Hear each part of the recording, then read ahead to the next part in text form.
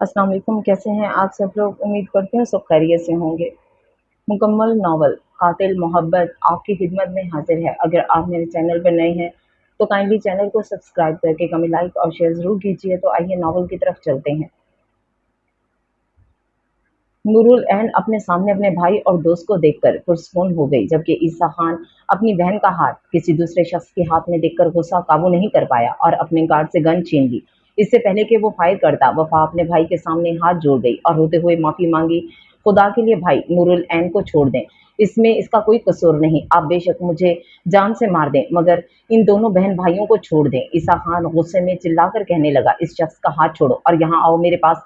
जबकि दूसरी तरफ आदिल वफा का हाथ छोड़ने के लिए राजी नहीं हुआ और वो वफा को मजीद करीब कर गया। ये देखकर ईसा खान अपने आप में नहीं रहा और गन लोड करते ही आदिल की तरफ कर दी। दूसरी तरफ नूरुल ऐन की जान निकल रही होती, कहीं उसके भाई को ये जानवर मार ना दे। आदिल ये देखकर ईसा खान से कहने लगा, ठीक है, तुम मुझे मारना चाहते हो मार दो, मगर मैं तुम्हारी बहन से बहुत मोहब्बत करता हूँ, निकाह किया है, इसे खुद से दूर नहीं करूंगा। मेरी बहन का कोई कसूर नहीं, इसको जाने दो। ईसा खान ये सुनकर गुस्से में धाड़ा, बकवास बंद करो, मोहब्बत हमारे यहाँ जायज नहीं, ये निकाह कागजी रिश्ता है, तो मैं जिंदा नहीं छोड़ूंगा। हम खान हैं, खानदान से बाहर शादी नहीं करते। तुमने बहुत बड़ी गलती की है, मोहब्बत करके इसकी ऐसी सजा दूंगा, तुम्हारी आने वाली नस्लें भी मोहब्बत नहीं कर सकेंगी। ईसा खान अपनी बात मुकम्मल करते ही फायर कर दिया। नूरुल ऐन जोर से आंखें बंद कर गई और गार्ड के बाजू में मचलने लगी। इससे पहले कि फायर आदिल को लगता, वफा उसके सामने आ गई और गोली वफा के सीने के आर पार हो गई। ईसा खान अपनी बहन को मारना नहीं चाहता, मगर जब ये देखता है तो वफा अपने आशिक के लिए अपनी जान दे दी और गुस्से में आ गया। जबकि आदिल बेयकीनी से वफा की तरफ देखने लगा, जो अपनी आखिरी सांसें ले रही थी। इससे पहले कि आदिल वफा को पुकारता, ईसा खान आदिल पर गोलियां चला दी। देखते ही देखते आदिल भी वफा के पास गिर गया। आदिल बहुत मुश्किल से अपनी आंखें खोलकर आखिरी बार वफा को देखने लगा। इसका हाथ थाम लिया, खामोशी से आंखें बंद कर ली। नूरुल ऐन जब अपने भाई को मरते हुए देखा तो जोर से चिल्लाने लगी, आदिल भाई प्लीज मुझे छोड़कर मत जाएं, ये सब तुमने क्या कर दिया? ईसा खान तुम जानवर हो। ईसा खान जितने गुस्से में था, वहीं खड़े किसी में भी हिम्मत नहीं थी कि वो ईसा खान को बता सकता कि उसने क्या कर दिया है। नूरुल ऐन अपना बाजू छुड़वाते हुए भाई और दोस्त के पास आई और रोने लगी। दूसरी तरफ ईसा खान गुस्से में नूरुल ऐन की तरफ आया और उसे बाजू से पकड़कर उठाया और चिल्लाकर बोला, देख लिया तुमने इनका अंजाम, कितनी आसानी से मैंने इनकी मोहब्बत मार दी। नूरुल ऐन बेदर्दी से अपने आंसू साफ करने लगी और इतना ही चिल्लाकर बोली, तुमने मोहब्बत नहीं मारी ईसा खान, तुमने इन दोनों को मारा है। इंसानों के मरने से मोहब्बत मरती नहीं है, तुम बहुत पछताओगे। मोहब्बत को मारने की कोशिश की थी, मोहब्बत तुम्हें मार देगी। बद्दुआ है, आज से मैं सिर्फ इसलिए जिंदा हूँ तुम्हारे लिए बद्दुआ कर सकूं, आंखों से तुम्हारा इबरतनाक अंजाम देख सकूं। अपनी बात मुकम्मल करते ही नूरुल ऐन ईसा खान के मुंह पर थूक दी। ईसा खान ऐसी जुर्रत पर अपना भारी हाथ जोर से नूरुल ऐन के मुंह पर मारा, जिससे नूरुल ऐन गिर गई। ईसा खान अपने रुमाल निकालकर मुंह साफ किया और गार्ड को इशारा करते हुए बोला, इन दोनों की लाशों को दफना दो और इस लड़की को जिंदा रखो, देखते हैं अब इसकी बद्दुआ पूरी होती है। नूरुल ऐन ईसा खान के पांव में गिर गई, हाथ जोड़कर बोली, मेरे भाई को ऐसे मत दफनाओ, मेरी माँ को इसका आखिरी बार चेहरा देखने दो, तुम्हारा मकसद पूरा हो गया है, मुझे जाने दो। ये सुनकर ईसा खान हंसने लगा और नूरुल ऐन को अपने सामने खड़ा किया। वहाँ नूरुल ऐन बीबी, अभी तो आप बहुत बोल रही थी, अब अचानक पाँव पड़ गई, बहुत अफसोस हुआ मुझे तुम्हारे भाई की मौत का, मगर अब वही होगा जो मैं चाहूंगा। ईसा खान अपनी बात मुकम्मल करके गार्ड्स को इशारा करते सब उसके हुक्म की तामील करते हुए वफा और आदिल की बेजान जिस्म की तरफ बढ़े। आदिल का हाथ अभी भी वफा के हाथ में था, जबकि दूसरी तरफ एक गार्ड नूरुल ऐन को खींचते हुए ले गया। नूरुल ऐन खामोशी से उसके साथ चलते गार्ड नूरुल ऐन को कमरे में बंद करने लगा। ईसा खान बुलंद आवाज में गुल खान को पुकारा और खुद अपने मशरूब खाने में चला गया। ये खान विला है, ये अक्सर तब इस्तेमाल होता है जब खानदान किसी खुशी के मौका पर जश्न मनाते हैं और अपनी रंगीन रातें यहाँ गुजारते हैं। इसलिए यहाँ एक कमरे को मुख्तलिफ मशरूब की बोतलों से सजाया गया है और इस कमरे का नाम मशरूब खाना है। इस महल नुमा कोठी में इस वक्त दो लाशें दफनाई जा रही थी। एक तरफ ईसा खान मशरूब की बोतलों से अपना गुस्सा खत्म कर रहा होता है और दूसरी तरफ मोहब्बत अपने कातिल को तलाश कर रही होती। सच कहते हैं मोहब्बत नहीं मरती, हाँ मगर मार डालती है। ईसा खान इस बात से लापरवाह मशरूब खाने में गिलास हाथ में थामे गम और गुस्से को गम कर रहा है। उसकी ग्रे आंखें शदीद लाल हैं और नूरुल ऐन पर हैरान हुआ कि जिसके सामने उसने ना सिर्फ उसके भाई बल्कि अपनी बहन को भी कत्ल किया है, फिर भी वो कितनी बहादुरी से उसके मुंह पर थूक दी। ईसा खान अपने मुंह पर हाथ फेरा और इसे समझ नहीं आ रही थी कि वो नूरुल ऐन को किस तरह से इस बात की सजा दे। नूरुल ऐन को अभी भी इस बात का यकीन नहीं आ रहा था कि इसके सामने उसका भाई और उसकी अजीज दोस्त को मारा गया है। वो सोच रही थी, अभी कल की तो बात थी जब उसने वफा से दोस्ती की थी। वफा और नूरुल ऐन यूनिवर्सिटी में पढ़ती थी। नूरुल ऐन ने वफा की तरफ दोस्ती का हाथ खुद बढ़ाया था। नूरुल ऐन को वफा बहुत प्यारी लगी थी। वफा खामोशी से अपना सारा दिन यूनिवर्सिटी में गुजारती थी। वफा की किसी से भी दोस्ती ना थी। नूरुल ऐन को वो चुपचाप मासूम सी लड़की बहुत अच्छी लगी और एक दिन उसने उसकी तरफ दोस्ती का हाथ बढ़ाया। नूरुल ऐन, हेलो, क्या मैं यहाँ बैठ सकती हूँ? क्या आपको मुझसे कोई काम है? जी हाँ, मुझे आपसे दोस्ती करनी है, मगर मैं किसी से दोस्ती नहीं करती। क्या मैं इसकी वजह ये समझूं कि आप बहुत अमीर हैं? नहीं, मैं दोस्ती कर नहीं सकती, मुझे इजाज़त नहीं है। अरे, मैं आपको कोई नुकसान नहीं पहुँचाऊँगी। मुझे अपने नहीं आपके नुकसान की फ़िक्र है, कहीं मेरी दोस्ती आपको कोई नुकसान ना पहुँचा दे। नूरुल ऐन ने मुस्कुराते हुए कहा, आप फ़िक्र ना करें, दोस्ती में कोई नुकसान नहीं होता, आप बस मेरा दोस्ती का हाथ थाम लें। नूरुल ऐन वफ़ा के सामने अपना हाथ आगे कर गई और वफ़ा ना चाहते हुए भी उसका हाथ थाम गई और यूँ वफ़ा और नूरुल ऐन की दोस्ती का आगाज़ हुआ। एक दिन नूरुल ऐन को आदिल अपनी बाइक पर यूनिवर्सिटी लेने आया, जहाँ वो वफ़ा को नूरुल ऐन के साथ बातें करते हुए देखा। आदिल को वफ़ा बहुत मुख्तलिफ लगी, बड़ी सी चादर सर पर डाले वफ़ा का खूबसूरत और मासूम चेहरा आदिल की आंखों में बस गया और आदिल वफ़ा को देखने लगा। नूरुल ऐन अपने भाई को देख उसकी तरफ आई और पूछा, क्या हुआ आदिल भाई? नज़र लगानी है मेरी दोस्त को? आदिल, ये इतनी प्यारी लड़की ने तुमसे दोस्ती कैसे कर ली? नूरुल ऐन, जनाब, प्यारी लड़कियों की दोस्ती प्यारी ही होती है। और हाँ, ज़्यादा देखो मत, वरना उसके गार्ड्स तुम्हें उड़ा देंगे। आदिल हंसते हुए नूरुल ऐन को बैठने का कहने लगा और दिल में ये ख्वाहिश की कि काश ये चेहरा दोबारा देखने को मिले। आदिल नूरुल ऐन से वफ़ा के बारे में पूछने लगा और नूरुल ऐन उसको समझा दिया कि वो दावर खान की बेटी है और बहुत मुश्किल से उसको यूनिवर्सिटी में पढ़ने की इजाज़त मिली है। उनके ख़ानदान में लड़कियों को घर से बाहर निकलने की इजाज़त नहीं, मगर वफ़ा को आगे पढ़ने का बहुत शौक था, इसलिए उसने बहुत मुश्किल से यूनिवर्सिटी में दाखिला लिया। नूरुल ऐन ने बताया, तो वफ़ा ने बहुत मुश्किल से उससे दोस्ती की है और वो काफ़ी खामोश रहती है। वो पिछले 10 मिनट से वफ़ा की मिन्नतें कर रही थी कि इसकी सालगिरह पर उसे लाज़मी आना है। यार, प्लीज़ 1 घंटे के लिए आ जाओ, मैं तुम्हारे साथ मिलकर अपनी सालगिरह मनाना चाहती हूँ। समझने की कोशिश करो, मुझे मेरे भाई और बाबा आने नहीं देंगे। अगर भाई को पता लगा तो वो मेरा यूनिवर्सिटी आना बंद कर देंगे। तो तुम अपने भाई और बाबा को मत बताओ, खामोशी से आ जाओ, सिर्फ 1 घंटे के लिए, ज़्यादा देर के लिए मत आओ। यार मान जाओ ना। वो परेशानी से नूरुल ऐन की सालगिरह पे आने की हामी भर गई। वफ़ा अपनी माँ से पूछकर 1 घंटे के लिए नूरुल ऐन के घर की तरफ रवाना हो गई। नूरुल ऐन सिर्फ वफ़ा का इंतज़ार कर रही थी, बाकी दोस्तें आ चुकी थीं।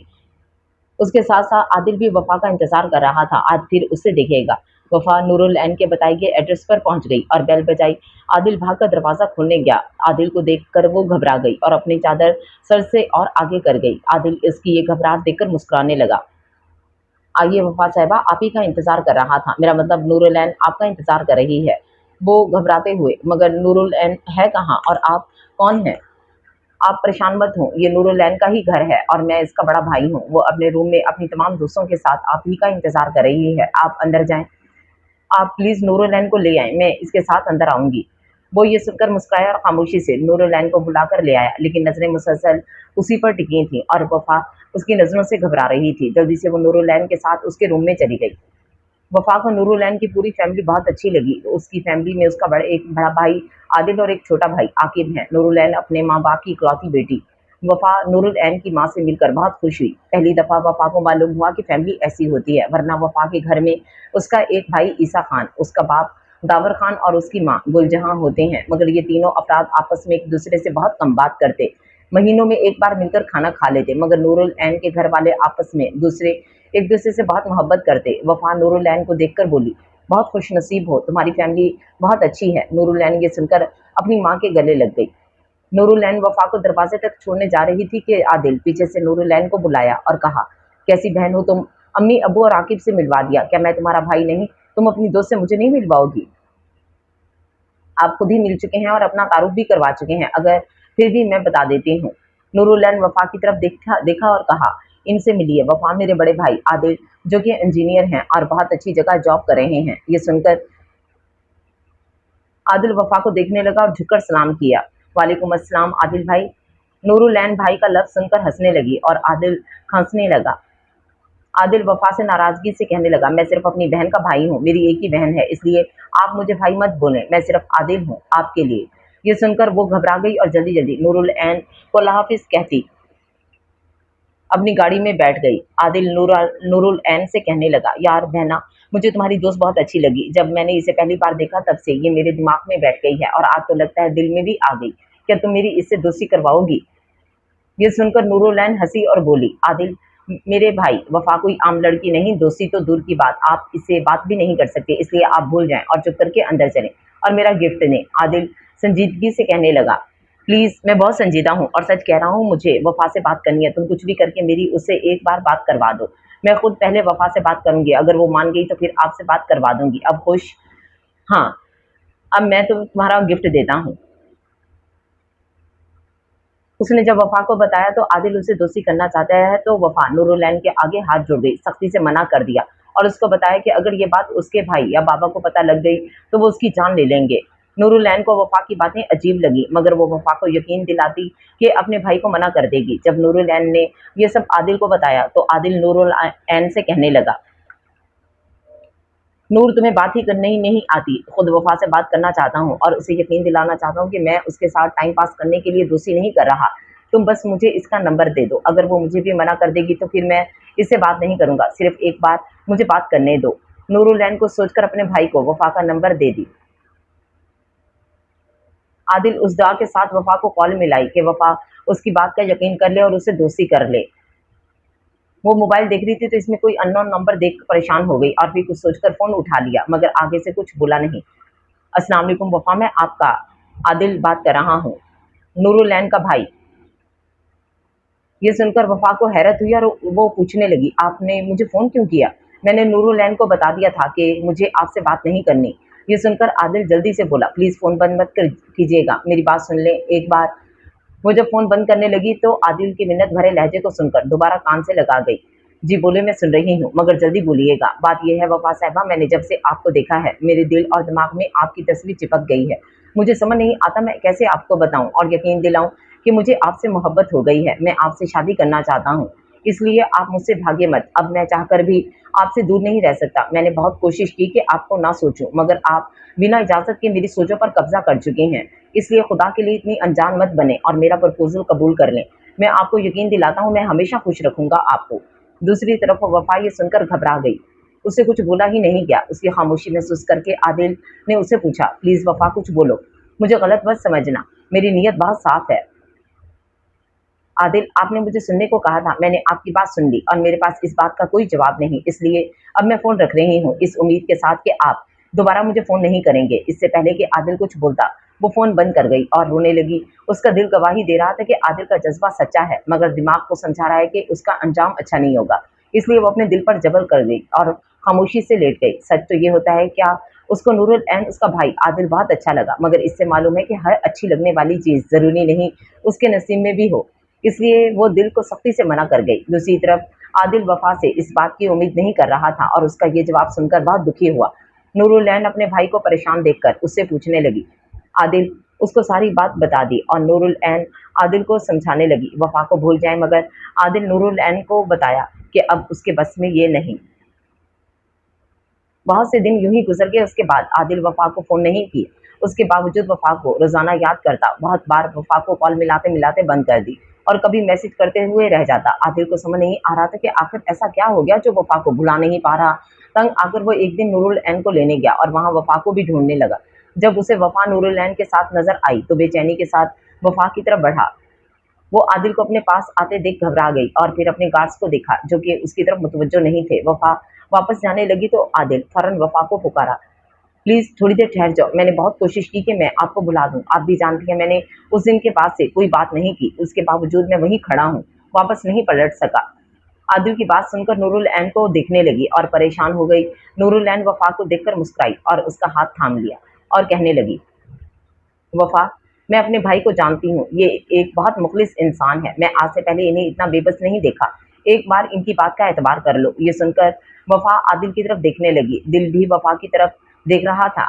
आदिल की आंखों में उसकी सच्चाई वफा को नजर आ गई और वफा का भी एक पल के लिए दिल किया कि वो इस शख्स का हाथ थाम ले, मगर जब वो अपने गार्ड्स को देखा तो याद आया कि उसके यहाँ मोहब्बत जायज़ नहीं। वहाँ आदिल को साफ बताना चाहती थी कि वो चाहकर भी उसकी मोहब्बत का जवाब मोहब्बत से नहीं दे सकती। आदिल, मुझे आपकी बात पर यकीन है, मगर मैं बहुत मजबूर हूँ। मैं दावर खान की बेटी हूँ और ईसा खान की बहन। मोहब्बत तो दूर की बात, मैं किसी गैर को सोच भी नहीं सकती। हमारे खानदान से बाहर शादी का रवाज नहीं, और अगर ये बात मेरे भाई को पता लग गई तो ना सिर्फ मुझे बल्कि आपको भी जान से मार देंगे। ये सुनकर आदिल मुस्कुराकर वफा से कहने लगा, वफा, मोहब्बत का कोई खानदान नहीं होता। आप एक बार मेरा हाथ थाम लें, यकीन करें मेरी मोहब्बत बहुत ताकतवर है, ये आपके भाई से जीत जाएगी। वो ये सुनकर आदिल की तरफ देखने लगी और खामोशी से वहां से चली गई। आदिल भी नूरुल को लेकर घर आ गया। नूरुल एक बार फिर अपने भाई को समझाती कि वो इस रास्ते पर ना चले, उसे वफा की बातों से बहुत डर लगता, जबकि आदिल उसे कहने लगा कि मुझे किसी से डर नहीं लगता, इसलिए तुम परेशान मत हो। जब नीयत साफ होती है तो अल्लाह भी साथ देता है, और जिसके साथ अल्लाह होता है उसे किसी के भाई और बाप से डर नहीं लगता। वफा घर आकर आदिल को ही सोच रही थी। उसका दिल किया कि काश वो आदिल को अपना सकती और खुशी-खुशी उसके घर अपनी ज़िंदगी गुज़ारती, मगर वो जानती कि वो सिर्फ़ ये सोच सकती है। दूसरी तरफ आदिल वफा की खामोशी को इसका इकरार समझता और वफा को मैसेज किया, "क्या मैं आपको आपकी खामोशी को इकरार समझूँ?" वफा आदिल का ये मैसेज पढ़कर उसे जवाब दिया, "आदिल, मैं बहुत डरती हूँ, मैं आपकी तरह बहादुर नहीं।" उसका मैसेज का जवाब आया, "और एक बार फिर मुझ पर यकीन कर लो और मेरा साथ दो, देखना तुम भी बहादुर हो जाओगी। मैं आपका साथ देना चाहती हूँ, मगर मैं जानती हूँ कि ये सब आसान नहीं, बहुत मुश्किल है। मुश्किल होगा मगर नामुमकिन नहीं। बस इस बात का यकीन रखो कि मैं हमेशा तुमसे मोहब्बत करूँगा और ये मोहब्बत कभी ख़त्म नहीं होगी। अपनी बाकी ज़िंदगी तुम्हारे साथ गुज़ारना चाहता हूँ। क्या तुम मेरी ये ख़्वाहिश पूरी करोगी?" ये मैसेज पढ़कर वफ़ा के हाथों में पसीना आ गया और वो बहुत देर बाद जवाब दिया, "अगर मैं हाँ कहूँ तो फिर ये सब कैसे मुमकिन होगा कि हम दोनों एक साथ ज़िंदगी गुज़ारें?" उसका मैसेज पढ़कर वो मुस्कुराया। ज़ाहिर-सी बात है, शादी करके हम दोनों एक साथ ज़िंदगी गुज़ारेंगे। अभी वफ़ा ये मैसेज पढ़ ही रही थी कि आदिल की कॉल आ गई और उसने धड़कते दिल के साथ उसका फ़ोन उठाया। आदिल इस वक़्त बहुत खुश था और वफ़ा से खुशी का इज़हार कर रहा था। "थैंक यू सो मच, तुमने मेरी मोहब्बत का यकीन करके मुझे मरने से बचा लिया, वरना मुझे तो यूँ लगता था कि अगर तुम ना मानी तो मुझे यकीन दिलाने के लिए अपनी ज़िंदगी ख़त्म करनी पड़ेगी। शुक्र, आज मैं बहुत खुश हूँ।" वफ़ा आदिल की बात काट गई और बीच में कहने लगी, "आदिल, आप मेरी बात क्यों नहीं समझ रहे? हम दोनों की शादी आसान नहीं। अगर भाई को पता लगा तो हम दोनों को मार देंगे।" आदिल ये सुनकर शोखी से कहने लगा, "मर तो हम वैसे भी गए हैं आप पर।" वफ़ा शर्माकर आदिल से बोली, "अगर आप इसी तरह की बातें करेंगे तो मैं फ़ोन बंद कर दूँगी।" वो दिल पर हाथ रखकर उसे बोला, "ये ज़ुल्म मत करना, अभी तो तुम्हारी आवाज़ सुनकर सुकून मिला है, इतनी जल्दी फ़ोन मत बंद करना।" उसने घबराकर फ़ोन बंद कर दिया और आदिल हँसते हुए नूरुल ऐन को ये खुशखबरी सुनाने चला गया। वफ़ा और आदिल एक-दूसरे की मोहब्बत में बहुत आगे बढ़ गए।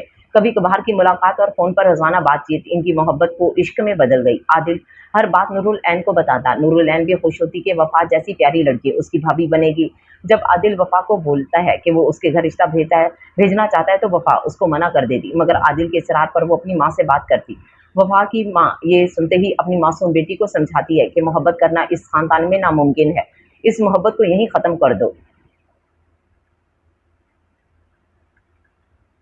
ये मेरे बस में नहीं, या तो वो खुद को ख़त्म कर लेगी या फिर मोहब्बत ख़त्म नहीं हो सकती। दूसरी तरफ आदिल को वफ़ा ये सब बात बताती है तो आदिल परेशान हो गया और उसके ज़हन में सिर्फ़ एक ही बात आई कि वो और वफ़ा चुपके से निकाह कर लें। वफ़ा ये सुनकर आदिल को सख्ती से मना कर गई। उसे अपनी जान से ज़्यादा आदिल की जान की फ़िक्र थी। आदिल वफ़ा को बोला कि उसकी जान तो तभी जाएगी अगर उसे वफ़ा ना मिली। नूरुल ऐन भी वफ़ा को समझाती है कि अगर वो दोनों खामोशी से निकाह कर लें और छुपकर कहीं ज़िंदगी गुज़ारें तो हो सकता है उसका भाई और बाप उसे माफ़ कर दें। वफ़ा नूरुल की बातों में आकर निकाह करने के लिए मान गई। वो यूनिवर्सिटी से चुपके से आदिल और नूरुल के साथ उसके घर चली गई। वहाँ आदिल और वफ़ा का निकाह कर दिया जाता है। वफ़ा आदिल से कहने लगी कि जल्द अज़ जल्द इन्हें इस शहर से निकल जाना चाहिए। आदिल पहले ही सारा इंतज़ाम कर चुका था, इसलिए वो अपनी माँ, बहन, भाई और बाप से मिलकर वफ़ा के साथ शहर छोड़कर चला गया। नूरुल जल्दी से वापस यूनिवर्सिटी आ गई। थोड़ी ही देर बाद वफ़ा के गार्ड्स वफ़ा को ढूँढने लगे, मगर इन्हें वफ़ा नहीं मिली। एक तरफ आदिल और वफ़ा एक-दूसरे को मिलने पर बहुत खुश हुए। आदिल वफ़ा को अपनी मोहब्बत का भरपूर यकीन दिलाने लगा और वफ़ा आदिल की मोहब्बत से सरशार हो गई और अपनी ज़िंदगी की तमाम कमियों को भूल गई। वफ़ा का ये दिन ज़िंदगी का खूबसूरत तरीन दिन हुआ जब आदिल के साथ छोटे से घर में रहने लगी। दूसरी तरफ वफ़ा का भाई ईसा खान गुस्से में वफ़ा को हर जगह ढूँढने लगा। बाबर खान, आखिर वफ़ा कहाँ चली गई? ज़मीन खा गई, आसमान ले गया, अभी तक तुम लोगों को उसका पता क्यों नहीं चला? बाबा साईं, आप फ़िक्र ना करें, बस थोड़ा टाइम मुझे और दें, मैं पता करवा रहा हूँ, बहुत जल्द वफ़ा को सामने लाकर खड़ा कर दूँगा।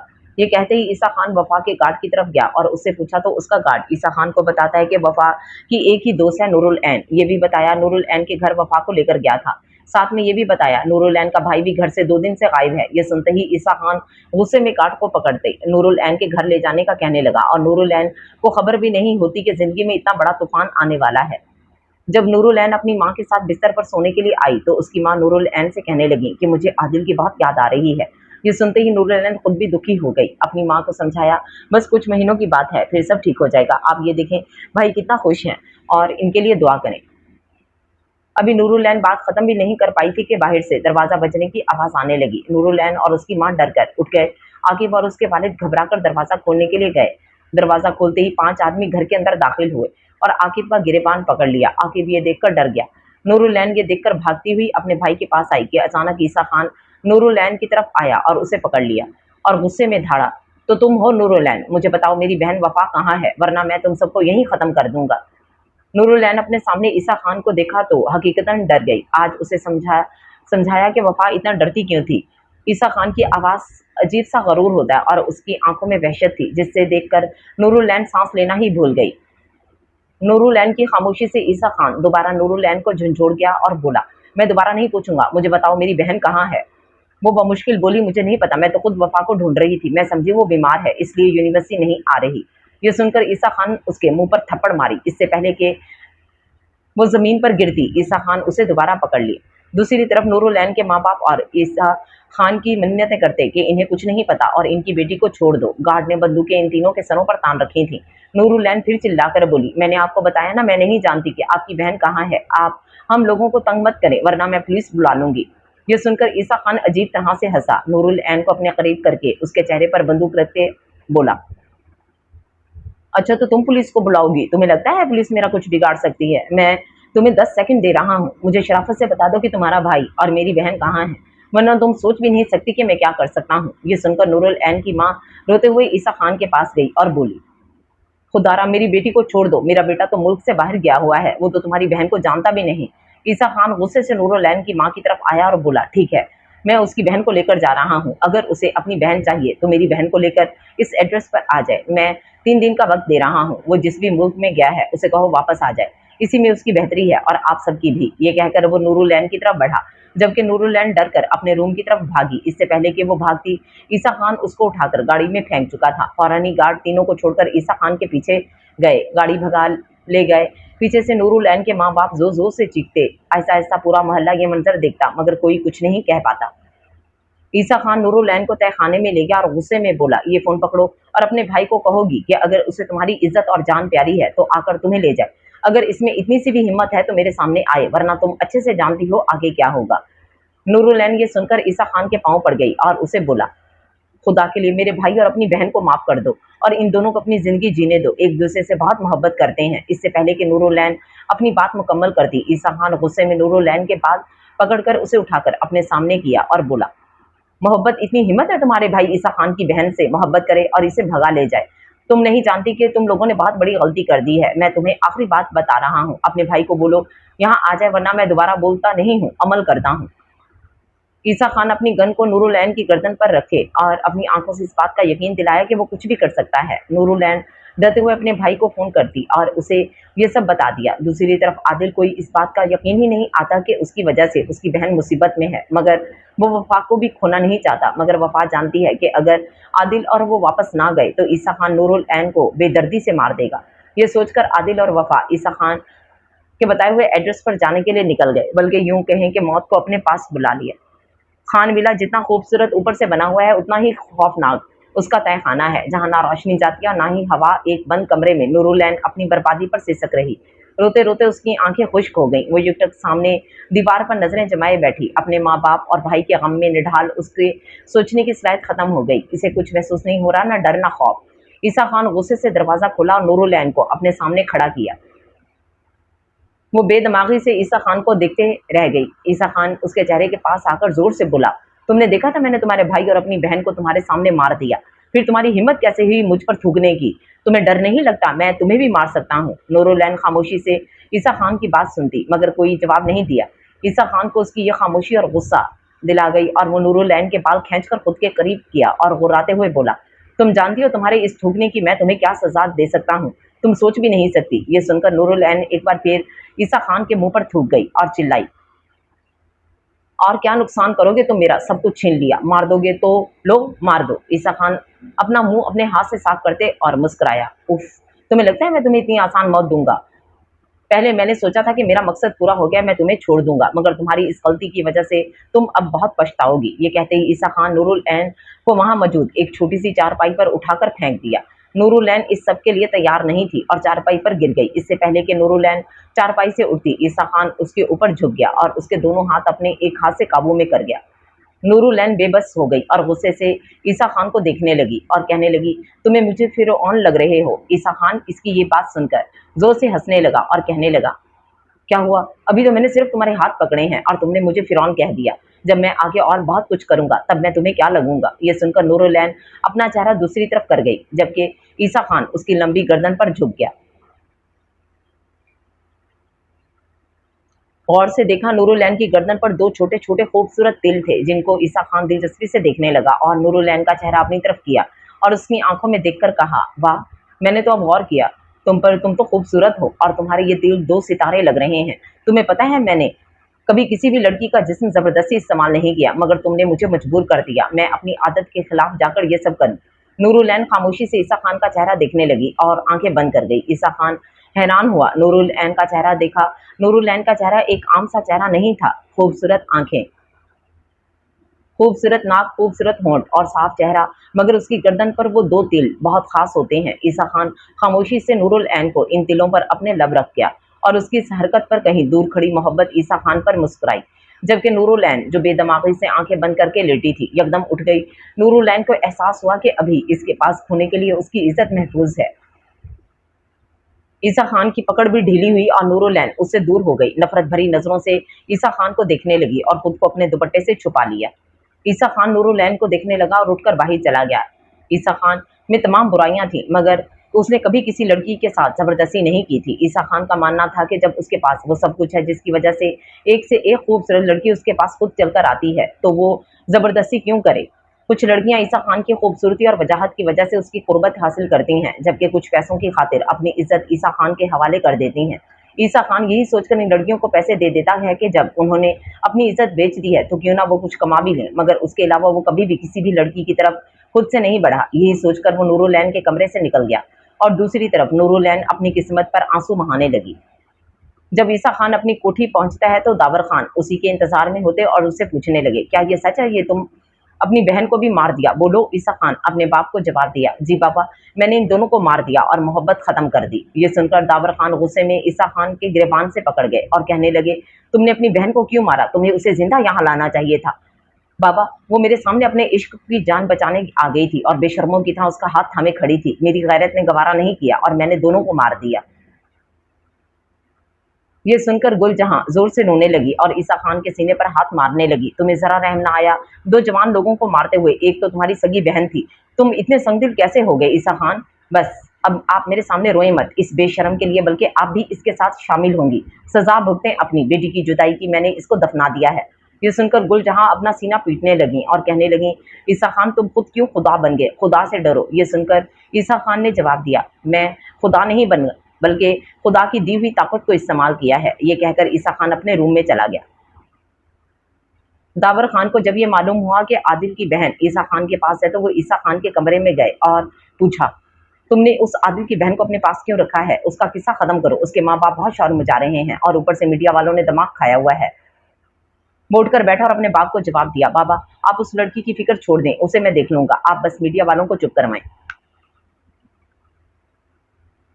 क्या मतलब तुम देख लोगे? जहां अपनी बहन को मार सकते हो उसको भी खत्म करो। मैं कोई रिस्क नहीं ले सकता, इलेक्शन करीब आ रहे हैं। ये सुनकर ईसा खान अपने बाप के सामने खड़ा हो गया और उनकी आंखों में आंखें डालकर बोला, मैंने आपसे कहा ना, आप फिक्र ना करें, जहां तक उसे खत्म करने की बात है मैं उसको इतनी आसान मौत नहीं दूंगा। दावर खान सोते हुए उसे आराम करने का कहते और चले गए। नूरुल ऐन का बाप हॉस्पिटल में जिंदगी मौत की जंग लड़ रहा था। नूरुल ऐन के माँ और भाई गमजदा होते और दुआएं मांग रहे। दूसरी तरफ नूरुल ऐन बगैर कुछ खाए पिए निढाल होकर बेहोश हो गई। ईसा खान की किसी भी नौकर ने तहखाने में जाने की जुर्रत नहीं की, इसलिए कोई भी नूरुल ऐन को रोटी और पानी का नहीं पूछता। जब तक ईसा खान का कोई हुक्म ना मिले तब तक कोई भी कुछ नहीं कर सकता। ईसा खान बचपन से ही गुस्से का बहुत तेज, जो कह दिया वो करता और करने के बाद उसमें पछताता नहीं। दावर खान अपने बेटे से बहुत मोहब्बत करते हैं और उस पर फख्र करते हैं। कि उनका बेटा उनसे भी ज़्यादा बहादुर है, बल्कि कभी-कभी तो दावर खान भी ईसा खान के गुस्से से डर जाते। ऐसा नहीं था कि ईसा खान को अपनी बहन से मोहब्बत नहीं थी, मगर उसे अपनी बात और गैरत ज़्यादा अजीज थी। यही वजह थी कि वो वफा को मारने के बाद भी दुखी नहीं था। वो समझता था कि वफा खान जो गुनाह किया उसकी सजा उसको मिल गई। ईसा खान एकदम आंखें खोली तो उसे एहसास हुआ कि उसके ख्वाब में वही दो तिल आए जो नूरुल ऐन की गर्दन पर थे। ईसा खान जोर से अपनी आंखें बंद करके खोली और कुछ सोचकर अपने मोबाइल से बानो बीबी, जो कि खान विला की खादमा है, इन्हें कॉल की और कहा, गुल बीबी जाएं, इस लड़की को खाने और पीने के लिए कुछ दें। ये सुनकर गुल बीबी नूरुल ऐन के पास गई और बेहोश पड़ी नूरुल ऐन को पुकारा, मगर कोई जवाब नहीं आया। तो परेशान होकर गुल बीबी का शौहर के पास गई और इन्हें नूरुल ऐन की बेहोशी का बताया। मजीद उनसे कहने लगा कि पानी डालो, शायद वो होश में आ जाए। जब बानो बीबी नूरुल ऐन के मुंह पर पानी के छींटे मारे तो नूरुल ऐन होश में आ गई और फिर बानो बीबी नूरुल ऐन को खाना और पानी देकर चली गई। बहुत हिम्मत करके नूरुल ऐन ने खाना खाया। खाना खाने के बाद सही होश आया और एक बार फिर उसके सामने उसके भाई का बेजान चेहरा नजर आ गया। फिर उसे अपने माँ बाप, दूसरा भाई का ख्याल आया तो वो उठकर बाथरूम जाकर वजू करने लगी और अपने रब के आगे दुआएं मांगने लगी। अगले दिन सुबह में मजीद नूरुल ऐन को नाश्ता देने आया तो नूरुल ऐन गुस्से में उस पर रात में दिए जाने वाले गिलास से उस पर हमला किया, जिससे मजीद के सर से खून निकलने लगा और वो तेजी से ऊपर आ गया। जबकि ईसा खान अपना मोबाइल कान पर लगाए अंदर दाखिल हुआ और मजीद की हालत देख उससे पूछा कि ये किसने किया, तो उसने नूरुल ऐन का बता दिया। जिस पर ईसा खान मुस्कुराया और कहा, एक लड़की नहीं संभाली जा रही, क्या हिजड़े रख लिए हैं मैंने। ये बोलकर वो नूरुल ऐन के पास गया और जैसे ही दरवाजा खुला नूरुल ऐन बर्तन से ईसा खान पर हमला करने की कोशिश की, जिससे ईसा खान बहुत खूबसूरती से बच गया और तेजी से नूरुल ऐन को काबू कर लिया और बोला, ये मैं हूँ ईसा खान, बेचारे मेरे नौकर को जख्मी कर दिया तुमने और वो हिजड़ों की तरह तुमसे मार खाकर ऊपर आ गया। नूरुल ऐन ईसा खान की आंखों में देखकर बोली, हिजड़े तो तुम भी हो, एक कमजोर लड़की को रूम में बंद करके समझते हो बहुत मर्दों वाला काम किया है। ये कहकर वो हंसने लगी, जबकि ईसा खान ये बात सुनकर गुस्से में उसके मुंह पर हाथ रखकर उसकी हंसी बंद कर गया। ओह अच्छा, तो मैं तुम्हें बताता हूँ ये कि मैं हिजड़ा नहीं मर्द हूँ और अब मुझसे शिकायत मत करना, तुमने मुझे खुद मजबूर किया है। ये कहकर ईसा खान गुस्से में नूरुल ऐन का दुपट्टा उसके गले से उतार कर फेंक दिया और नूरुल ऐन को दीवार के साथ लगाकर उसके ऊपर झुक गया और वो सब हदें पार कर गया। ईसा खान अपना गुस्सा उतारकर नूरुल ऐन को एक झटके से अलग किया और एक नज़र डालकर कमरे से बाहर चला गया और अपने मशरूब खाने में बैठकर मशरूब पीने लगा। ना जाने क्यों ईसा खान नूरुल ऐन के साथ ये सब करके बेचैन सा हो गया। वो सोचता कि शायद इसलिए कि उसने कभी किसी लड़की के साथ खुद से ये ज़बरदस्ती नहीं की। वो बेचैनी से अपने घने बालों में उंगलियां डालकर सोचने लगा है और आंखें बंद कर गया। आंखें बंद करते ही उसकी आंखों में वो दो तिल सामने आ गए और वो फौरन आंखें खोल गया। दूसरी तरफ नूरुल ऐन बेबसी से अपनी बर्बादी पर मातम करने लगी और जोर जोर से रोने लगी। इतना चिल्लाई कि उसकी आवाज़ ईसा खान तक पहुंच गई और वो ईसा खान को मौत की बद्दुआएं देने लगी। दावर खान का ताल्लुक सियासी खानदान से होता और दावर खान एक बहुत अक्लमंद और मौका परस्त सियासतदान है। इनका इकलौता बेटा ईसा खान भी अपने वालिद की तरह सियासत में शामिल है। बस फ़र्क इतना होता है कि ईसा खान को झूठ बोलना नहीं आता, वो बहुत बहादुरी के साथ सच बोलता, चाहे इसमें उसका नुकसान ही क्यों ना हो। और यही बात दावर खान उसको बहुत बार समझा चुके कि सियासत में दिखाना कुछ और है और करना कुछ और, मगर ईसा खान साफ कह देता कि वो किसी से डरता नहीं जो झूठ बोले। इसलिए दावर खान उसे मीडिया के सामने कम ही लाते थे। ईसा खान के अपने कुछ असूल थे जिनसे वो एक इंच भी नहीं हिलता था। पहला असूल झूठ ना बोलना था। दूसरा असूल उसकी इज्जत और गैरत थी, जिसके लिए वो किसी की भी जान ले सकता था। तीसरा, वो जो कहता था वो कर गुजरता था, चाहे कोई भी नुकसान हो। एक बार किया हुआ वादा तोड़ता नहीं था। इसके अलावा कभी किसी की तरफ खुद नहीं झुका था। कोई भी उसे पसंद आती तो वो उसे ऑफर करता, अगर वो मान जाती उसके साथ वक्त गुजारता और अगर नहीं मानती तो वो उसे इज्जत के साथ छोड़ देता, जो कि शायद हुआ ही हो। यही वजह थी कि ईसा खान नूरुल ऐन के साथ जबरदस्ती करने से बेचैन हुआ। खुद को तसल्ली दी कि उसने नूरुल ऐन को उसके आगे बोलने की सजा दी है और अब वो सोच रहा है कि जब बहुत जल्द वो नूरुल ऐन को आज़ाद कर देगा। जबकि दूर खड़ी मोहब्बत एक कदम आगे आकर ईसा खान की सोच पर मुस्कुरा दी। दाऊद खान सारे मीडिया वालों को पैसे देकर उनका मुंह बंद करवा देते और एक बार फिर सारे मामलात रोजमर्रा की तरह चलने लगे। दावर खान और ईसा खान इस वक्त एक जलसे में बैठे अपनी तारीफों की फुल समेट रहे थे। बहुत से लोग ईसा खान जिंदाबाद के नारे लगा रहे थे। ईसा खान अपनी सीट से उठकर सबके सामने खड़ा हुआ और माइक हाथ में लेकर अपनी तकरीर का आगाज किया।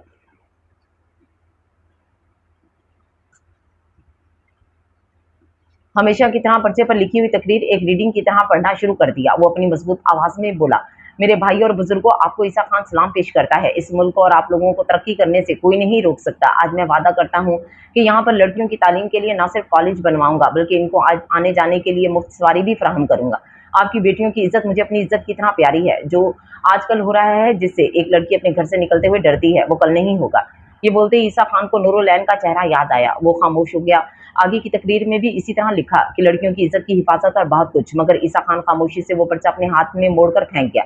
बहुत गुस्से में वहां से चला गया। सब लोग इस हरकत को हैरान होकर देखने लगे, जबकि कुछ जियाले होश में आकर ईसा खान जिंदाबाद के नारे लगाने लगे। दावर खान फौरन अपनी सीट से उठकर माइक संभाल गए। ईसा खान अपनी गाड़ी की तरफ चला गया।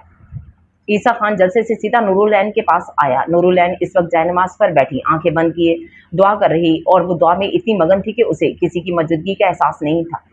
ईसा खान खामोशी से बैठकर नूरुलैन का आंसुओं से तर चेहरा देखने लगा। काफी देर गुजरने के बाद भी जब नूरुलैन की दुआ मुकम्मल नहीं हुई, ईसा खान आहिस्ते से बोला, किसके लिए इतनी दुआएं मांगी जा रही हैं? नूरुलैन आंखें खोली और ईसा खान को देखा। तंजिया बोली, दुआएं नहीं, बद्दुआएं मांग रही हूँ, एक शैतान के लिए। ये सुनकर ईसा खान मुस्कुरा दिया और नूरुलैन के करीब गया और पूछा, क्या तुम आज़ाद होना चाहती हो?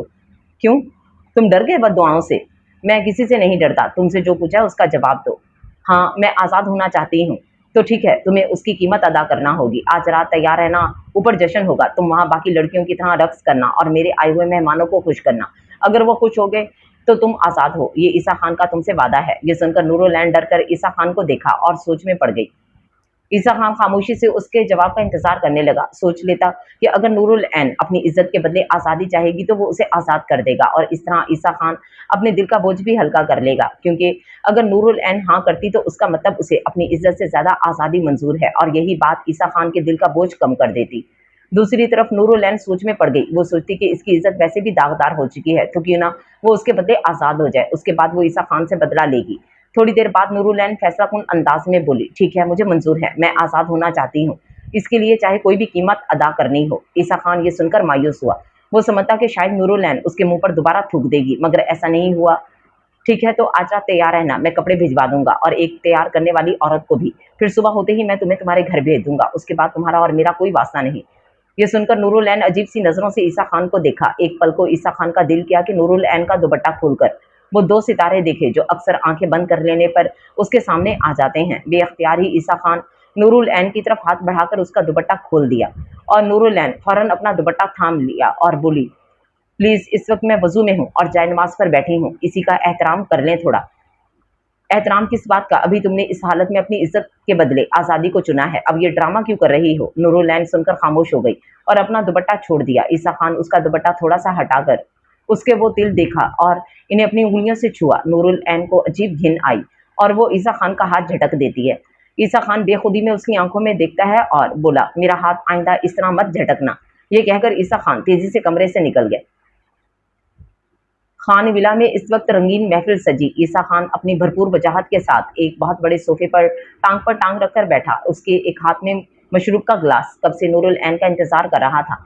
उसके साथ उसका वाहिद दोस्त हारून खान बैठा। ईसा खान को देखने लगा और उससे पूछा, क्या हुआ जानी, इतनी देर से क्या सोच रहा है? वहां देख, कितने खूबसूरत परियां रक्स कर रही हैं। अब इन परियों का रक्स मैं कई बार देख चुका हूँ, अब एक और परी का इंतजार कर रहा हूँ। अरे तो बुलाओ उसको, मैं भी तो देखूं। ईसा खान दोबारा मजीद को कहा कि जाओ नूरुलैन को ले आओ। नूरुलैन खुद को आईने में देखा तो शर्म आई। गहरे गले की मैक्सी जो कि स्लीवलेस होती है, वो बेअख्तियार ही अपने गले के आगे हाथ रख गई। इतनी देर में बानो उसे ले आई और उसकी तारीफ करती कि वो बहुत खूबसूरत लग रही है। जैसे ही नूरुलैन इन सबके सामने गई तो सबकी नजरें नूरुलैन पर ठहर गईं। इस नई लड़की को देखकर सब अपनी जगह मदहोश हो गए, जबकि दूसरी तरफ ईसा खान नूरुलैन को देख आंखें बंद कर गया। वहां पर मौजूद सब मर्द नूरुलैन की तरफ आए और उसका हाथ पकड़कर रक्स की फरमाइश करने लगे। एक साथ इतने सारे मर्द जब नूरुलैन को छूने लगे तो वो डरकर पीछे हुई। ये देखकर ईसा खान का दोस्त हारून खान परेशान हुआ, क्योंकि उसे मालूम हुआ कि कोई भी लड़की यहाँ जबरदस्ती नहीं लाई जाती। वो ईसा खान के पास आया और उसे बोला, ये लड़की इतना डर क्यों रही है? ईसा खान ने अपनी आंखें खोली तो सामने का मंजर देखकर गुस्से में खड़ा हुआ, क्योंकि नूरुलैन इन सबसे अपना आप छुड़वा रही थी। ईसा खान तेजी से नूरुलैन की तरफ गया और उसे थाम लिया। ये देखकर सब लोग पीछे हुए और ईसा खान डरी हुई नूरुलैन को अपनी चादर से ढांप गया और उसका हाथ पकड़कर कमरे में ले गया। कमरे में आकर वहां उसे बेड पर बिठाया और खुद उसके सामने कुर्सी पर बैठा। नूरुलैन अपने हाथों से अपने जिस्म साफ करने लगी, ऐसे जैसे कि इसके जिस्म पर कोई कीचड़ लग गया हो। ईसा खान बेख्तियार होकर उसके हाथ अपने हाथों में थामे और नूरुलैन ईसा खान को देखने लगी। ईसा खान की दी हुई चादर नूरुल ऐन के कंधों से फिसल कर गिरी। ईसा खान की नजर उसके इन दो तिलों पर ठहर गई। इस वक्त नूरुल ऐन ईसा खान का इम्तिहान बन गई और वो उसके बहुत करीब आ गया, यहाँ तक कि उसकी गर्दन के इन तिलों पर अपने लब रखने लगा और नूरुल ऐन एकदम होश में आई और ईसा खान को पीछे कर दिया। ईसा खान, जो कि नूरुल ऐन की खुशबू से मदहोश हो रहा था, एकदम गुस्से में आया और नूरुल ऐन के दोनों हाथों को उसके सर के ऊपर ले जाकर पकड़ लिया और उसके बाद करीब आकर गुस्से में कहा, मैंने तुम्हें मना किया था ना कि मुझे झटकना मत। तुमने फिर वही गलती की। नूरुल ऐन ने उसे नफरत से देखा। हाँ, क्योंकि मुझे तुमसे घिन आती है। अच्छा, तो फिर आज ये लिबास और इतनी तैयारी हज पर जाने के लिए की थी। तुमने मेरे मेहमानों को खुश नहीं किया, इसकी तुम्हें सजा मिलेगी। ईसा खान अपनी गिरफ्त नूरुल ऐन पर मजबूत करते और जबरदस्ती उसकी गर्दन पर झुक गया। ईसा खान एक बार फिर अपना असूल तोड़ गया। ना जाने क्यों ईसा खान को अपने और नूरुल ऐन के इन दो दिलों के दरमियान कुछ बर्दाश्त नहीं होता। नूरुल ऐन का झटकना ईसा खान को बहुत बुरा लगा, जिसकी वजह से वो नूरुल ऐन के कमजोर से वजूद को अपनी बाहों में भर गया। कुछ मशरूब का नशा और कुछ नूरुल ऐन की कुर्बत का कि थोड़ी ही देर में ईसा खान नूरुल ऐन के सीने पर सर रखकर गहरी नींद सो गया। नूरुल ऐन बहुत हिम्मत करके ईसा खान को खुद से अलग किया और जमीन पर बैठकर रोने लगी।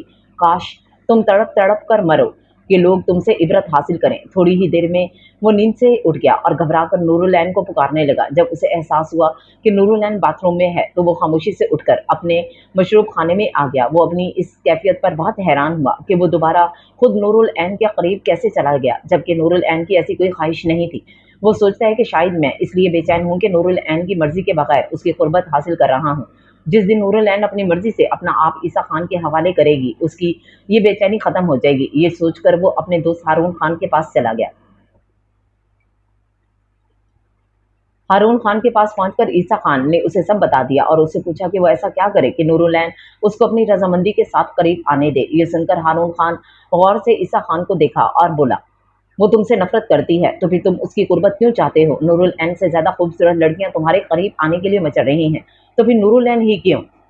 मैं नहीं जानता क्या है आखिर ये बेचैनी मुझे क्यों है। मुझे उसका हल यही लगा कि जिस दिन नूरुल ऐन मेरे पास खुद आएगी उस दिन ये बेचैनी खत्म हो जाएगी।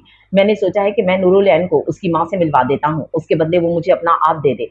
अगर ये बात तुम्हारे बाबा को पता लगी तो तुम जानते हो कि मसला हो जाएगा और फिर आजकल तुम्हें बहुत एहतियात के साथ चलना है। इलेक्शन बहुत करीब आ रहे हैं। अगर उसकी माँ ने कोई सबूत मीडिया वालों को या किसी और को दे दिया, बहुत बड़ा मसला हो जाएगा।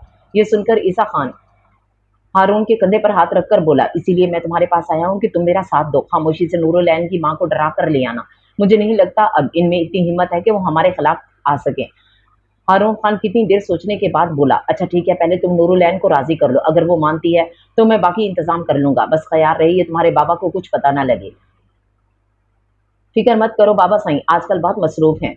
और अगर ये सब होने के बाद भी तू बेचैन रहा तो फिर क्या करेगा? ईसा खान, उसने मुस्कुराते हुए कहा, तो जानता है मैं किसी को जबरदस्ती अपने करीब नहीं रखता। मुझे यकीन है उसके बाद मेरी तलब खत्म हो जाएगी और मैं उसे आजाद कर दूंगा। अल्लाह करे ऐसा ही हो, वरना मुझे कुछ और ही लग रहा है। क्या मतलब क्या लग रहा है? कहीं तुझे मोहब्बत तो नहीं हो गई? मुझे और मोहब्बत? पागल है तू।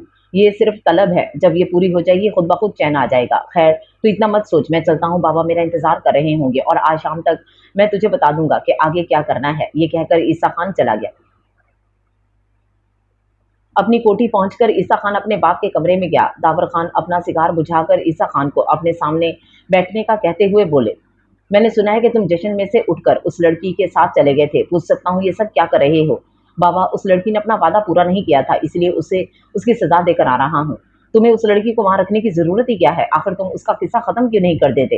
तुम जानते हो दोस्त के रूप में हमारे कितने दुश्मन छुपे हैं। अगर किसी ने पहचान लिया कि ये वही लड़की है तो बहुत मसला हो जाएगा। आप फिक्र मत करें, मैं जानता हूँ कि ये किस्सा कैसे खत्म करना है। बहुत जल्द आपको भी पता लग जाएगा। आप बताएं जलसा कैसा रहा? तुम जलसा छोड़कर क्यों आ गए थे? मुझे बहुत ज़रूरी काम याद आ गया था। वैसे भी मुझे कोई शौक नहीं, आपके कहने पर चला गया था, वरना मैं बहुत सख्त बोर होता हूँ। मेरे शहजादे, इलेक्शन तुम्हें ये सब बर्दाश्त करना होगा, उसके बाद तुम्हारा जो दिल करे।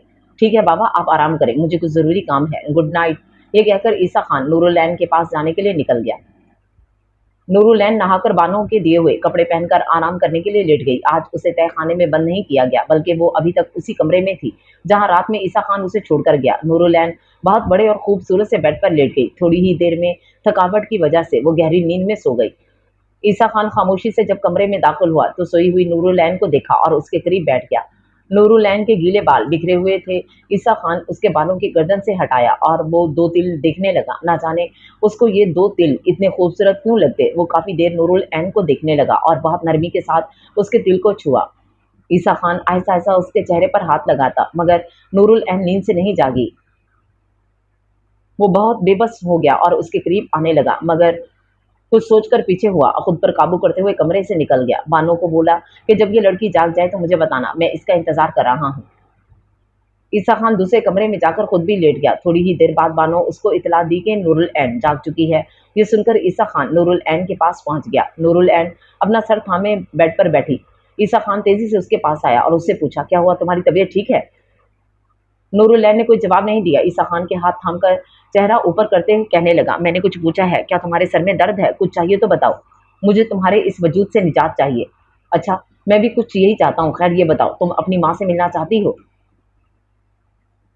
उसने हैरान होकर पूछा, और उसके बदले तुम मुझसे क्या लोगे? क्योंकि मैं इतना जान गई हूँ कि तुम कुछ लिए बिना देते नहीं। ईसा खान मुस्कुराया। आहा, तुम तो मुझे बहुत जान गई हो। क्या बात है, कहीं मुझ पर दिल तो नहीं आ गया? काश मैं तुम्हें अपना दिल दिखा सकती, जहाँ तुम्हारे लिए इतनी नफरत है कि तुम खुद डर जाओगे। ये सोच ही तुम्हारे कि मैं किसी से नहीं डरता, ना नफरत से और ना मोहब्बत से। खैर मैं ये कह रहा था कि तुम्हारी माँ तुम्हें बहुत याद करती हैं। अगर तुम चाहो तो मैं तुम्हें मिलवा दूंगा, मगर उसके लिए तुम्हें मेरे लिए तैयार होना होगा। मेरे साथ कुछ लम्हों के लिए वक्त गुजारना होगा, अपनी मर्जी से, और मुझे खुश करना होगा। बोलो, मंजूर है? मुझे मालूम था कि तुम्हारी ऐसी ही फरमाइश होगी। मुझे हैरत है कि तुम्हारी हवस पूरी नहीं हुई। ईसा खान गुस्से से नूरुलैन का बाजू थाम गया और बोला, हवस परस्त नहीं हूं मैं। तुमसे ज्यादा खूबसूरत लड़कियां मौजूद हैं मेरे लिए, तो इनके पास जाओ। मुझे क्यों अजियत देते हो? तुम मेरी जिद बन गई हो। मैं चाहता हूं कि तुम अपनी मर्जी से मुझे इस तरह खुश करो, वो ही अदाएं दिखाओ जो दूसरी लड़कियां मुझे खुश करने के लिए करती हैं। तुम पर कोई जबरदस्ती नहीं। अगर मंजूर है तो बता दो, वरना तुम्हारी माँ सब्र कर लेगी।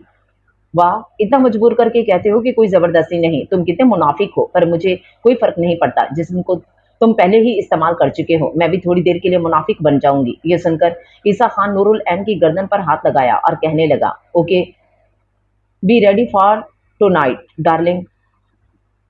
ये कहकर वो चला गया। नूरुलैन इस वक्त लाल रंग की साड़ी और मुनासिब मेकअप के साथ तैयार थी और ईसा खान का इंतजार करने लगी। नूरुलैन ने सोचा, जब एक बार ईसा खान ने कचरा फेंक दिया है तो अब उसे फर्क नहीं पड़ता।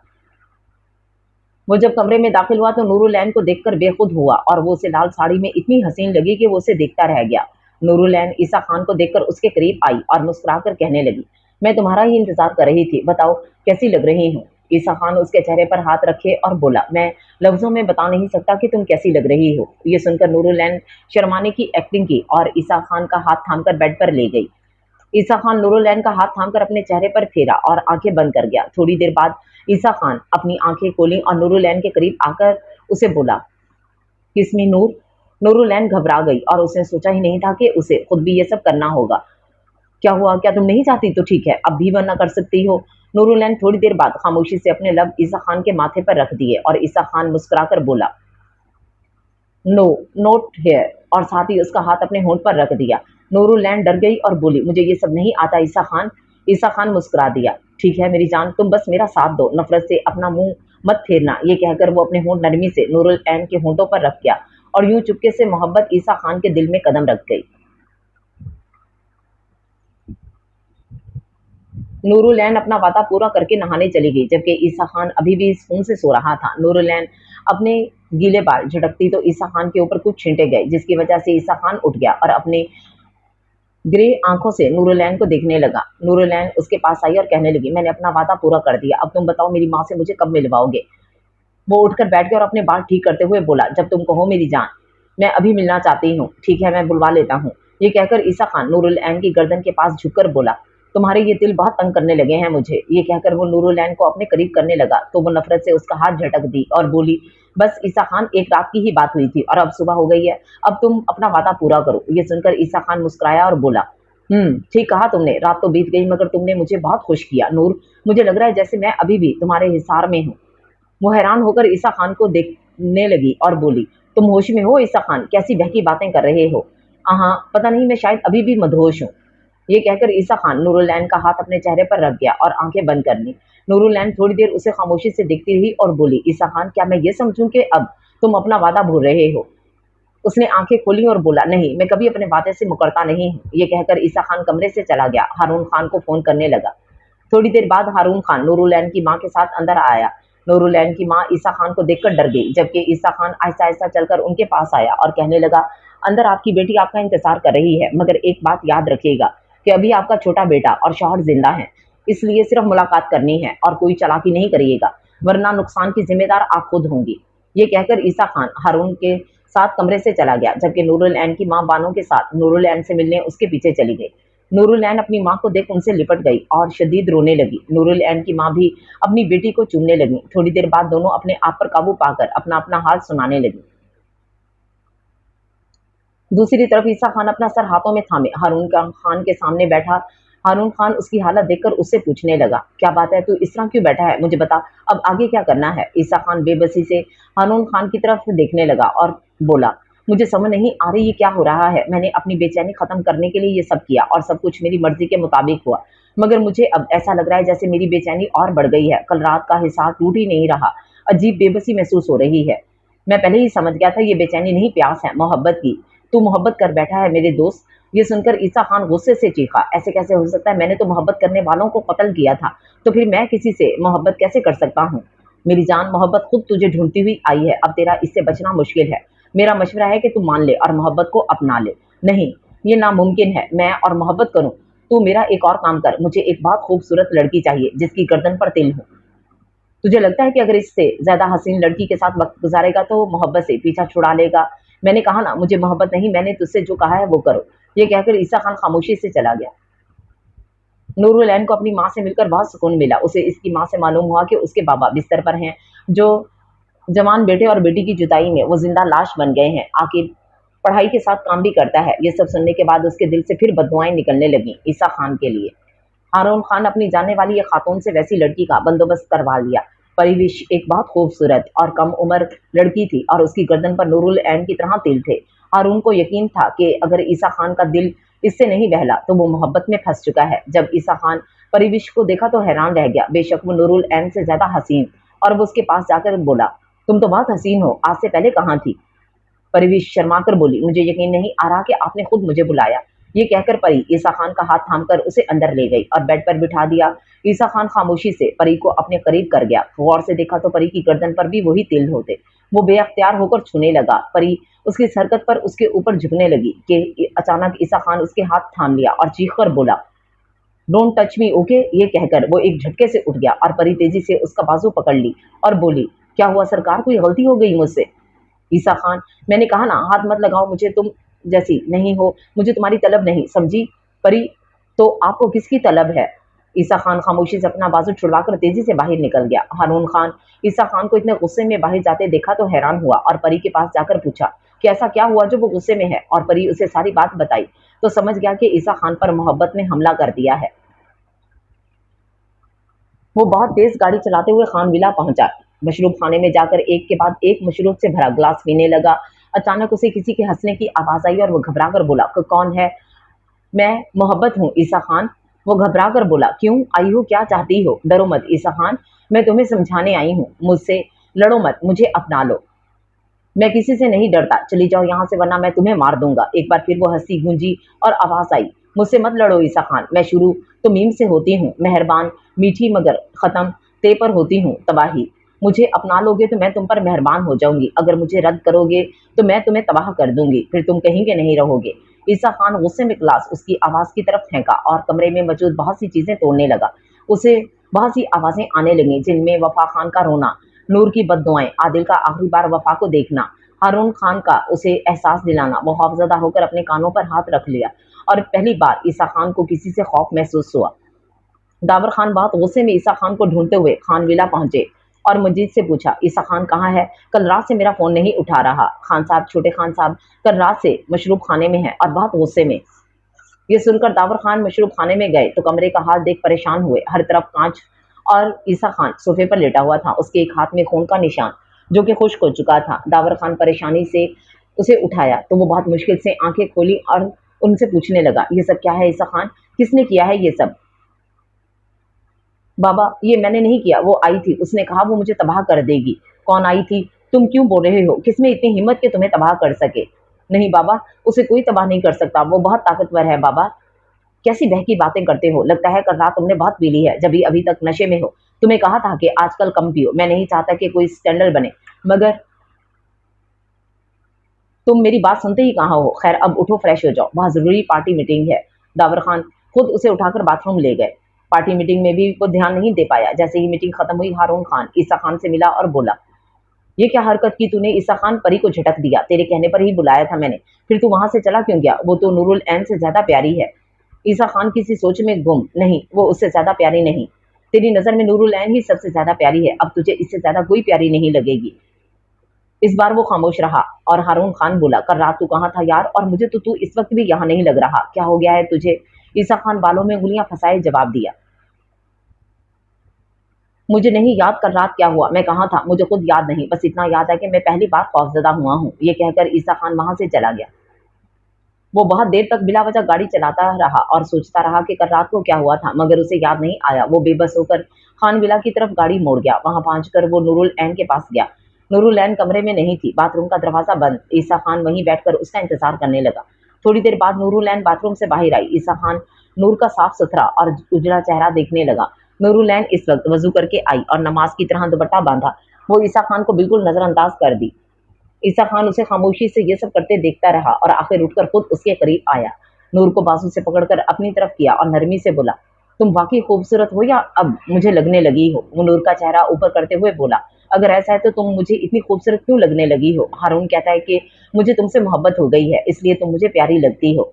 ईसा खान ऐसे बोल रहा था जैसे खुद से बातें कर रहा हो। नूर भी खामोशी से उसकी बातें सुन रही थी, जैसे वो जबरदस्ती सुन रही हो। बोलो ना, जवाब दो, मैं तुम्हें प्यारा लगता हूँ ना? नूरुल ऐन उसकी आंखों में देखते हुए कहने लगी, बहुत बदसूरत लगते हो मुझे तुम इतने के, तुम्हें देखकर मुझे घिन आती है। ईसा खान एक कदम पीछे हुआ और दुख से बोला, मगर क्यों? मैं तो खूबसूरत हूँ, सब कहते हैं, तुम मुझे गौर से देखो। गौर से क्या? मेरा तो तुम्हें सरसरी सा भी देखने को दिल नहीं करता। ईसा खान नूर के पास आकर बोला, ऐसा मत कहो नूर, तुम्हें पता है मैं कभी किसी से नहीं डरा, मगर अब मुझे तुम्हारी आंखों से खौफ आने लगा है। ऐसा लगता है ये मुझे कत्ल कर देंगी, बिल्कुल वैसे ही जैसे मैंने वफा और आदिल को किया था।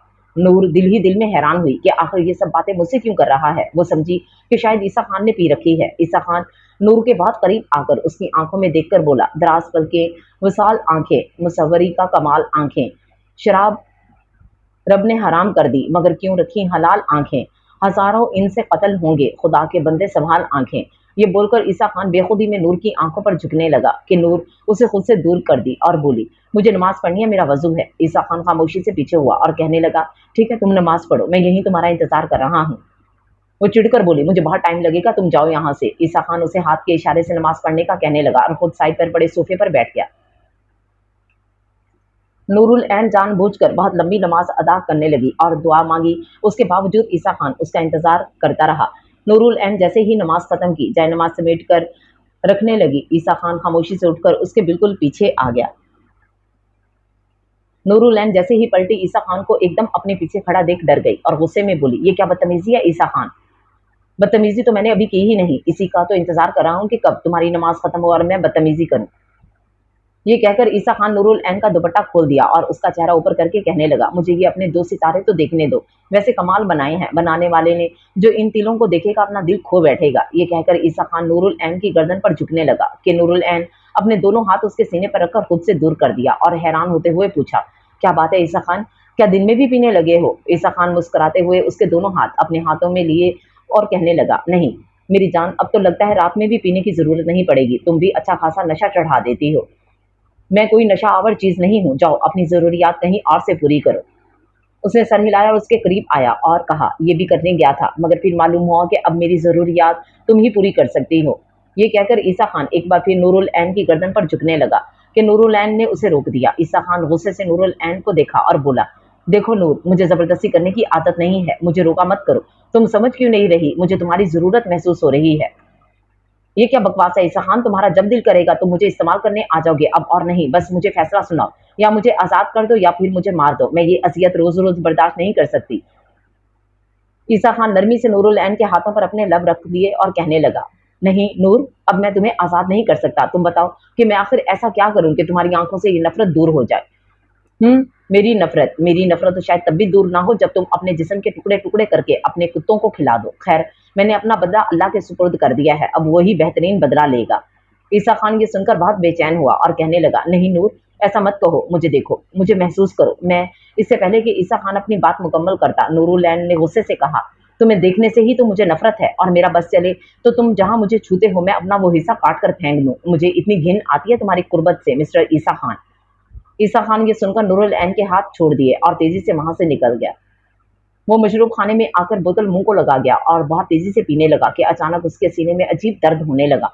वो बोतल छोड़कर अपना सीना मलने लगा और उसे नूरुलैन की बातें बहुत तकलीफ देने लगी। उसे लगता कि उसका यहाँ सांस लेना मुश्किल हो गया है। वो अपनी गाड़ी उठाकर बाहर निकल गया। यूं ही नशे की हालत में गाड़ी चलाने लगा और उसके पीछे गार्ड्स की कार थी। ईसा खान बहुत अजीब तरह गाड़ी चला रहा था और उसके दिमाग में सिर्फ नूरुलैन की नफरत भरी बातें गूंज रही थी। उसे मालूम था कि नूरुलैन उससे नफरत करती है, मगर इस हद तक ये बात उसे बहुत तकलीफ देती है। वो ये सब सोच रहा होता कि अचानक ईसा खान की गाड़ी के सामने अचानक एक बच्चा आ गया, जिसे बचाने के लिए वो एकदम ब्रेक लगाई। उसका सर स्टीयरिंग पर लगा और उसके सर से खून निकलने लगा। वो अपनी परवाह किए बगैर गाड़ी से बाहर आकर बच्चे को देखने लगा। बच्चा बहुत रो रहा था।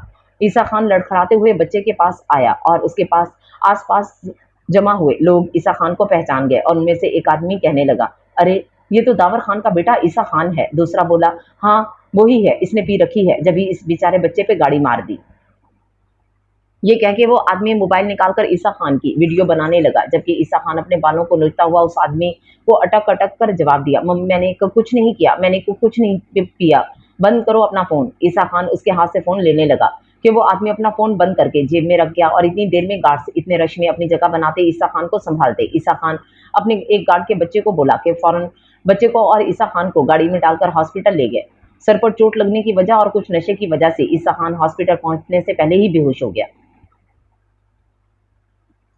दूसरी तरफ ईसा खान की वीडियो वायरल हुई, जिसमें साफ पता लगता कि ईसा खान ने नशे की हालत में गाड़ी चलाई। जब न्यूज चैनल पर ये ब्रेकिंग न्यूज देने लगे, जब ये बात दावर खान और हारून खान को मालूम हुई तो वो फौरन हॉस्पिटल पहुंचे। दावर खान को ईसा खान की इस हरकत पर बहुत गुस्सा आया। आखिर इलेक्शन करीब है और उनकी पार्टी के खिलाफ लोगों को मौका मिल गया। थोड़ी देर में ही ईसा खान को होश आया और दावर खान और हारून खान उसके पास रूम में गए। ईसा खान बहुत मुश्किल से आंखें खोलने की कोशिश करने लगा। दावर खान उसके पास आकर गुस्से से बोले, मना भी किया था ईसा खान तुम्हें कि मशरूब मत पीना, आजकल इलेक्शन सर पर हैं और तुमने ये सब क्या कर दिया।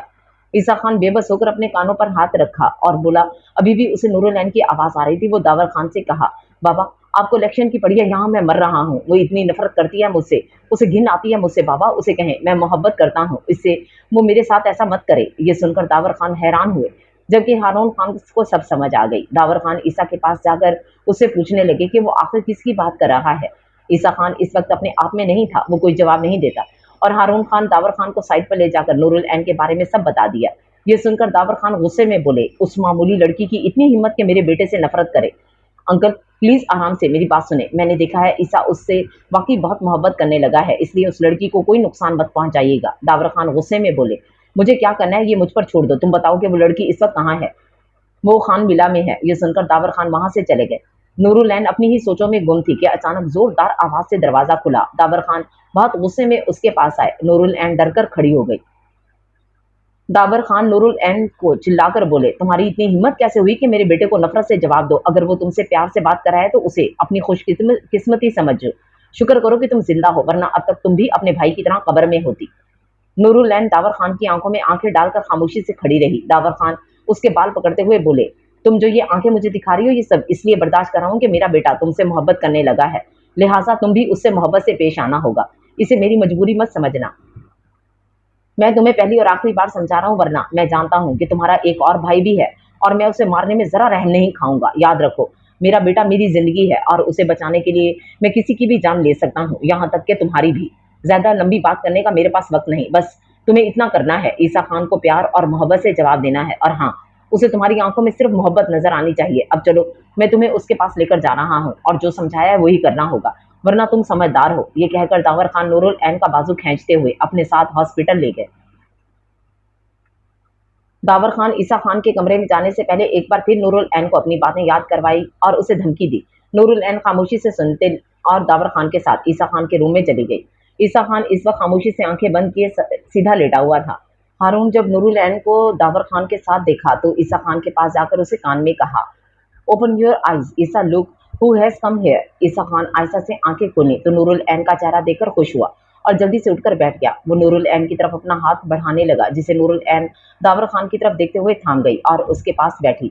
दावर खान खुश होते हुए ईसा खान से बोले, मैंने जैसे ही इसे तुम्हारे एक्सीडेंट का बताया तो ये रोने लगी और मुझसे कहने लगी कि मेरे साथ तुम्हें देखने जाएगी, इसलिए मैं इसे ले आया। ईसा खान गौर से नूरुल ऐन का चेहरा देखा तो उसे महसूस नहीं हुआ कि नूर उसके लिए रोई होगी, मगर उसके लिए यही बात था कि वो उसे मिलने आई। वो नूर के चेहरे पर उसके एक एक नक्श को छूते हुए बोला, मुझे बहुत सुकून मिला है नूर, तुम्हें यहाँ देखकर। मुझे यकीन था कि तुम मेरे पास आओगी। ये कहकर ईसा खान बेअख्तियार उसके होंठों पर झुकने लगा कि नूर अपना मुंह दूसरी तरफ कर गई। ईसा खान खुद को एक हल्का सा थप्पड़ लगाया और हारून खान और दावर खान को देखकर बोला, ये बहुत शर्माती है बाबा, मैं कुछ देर अकेले मिलना चाहता हूँ नूर से।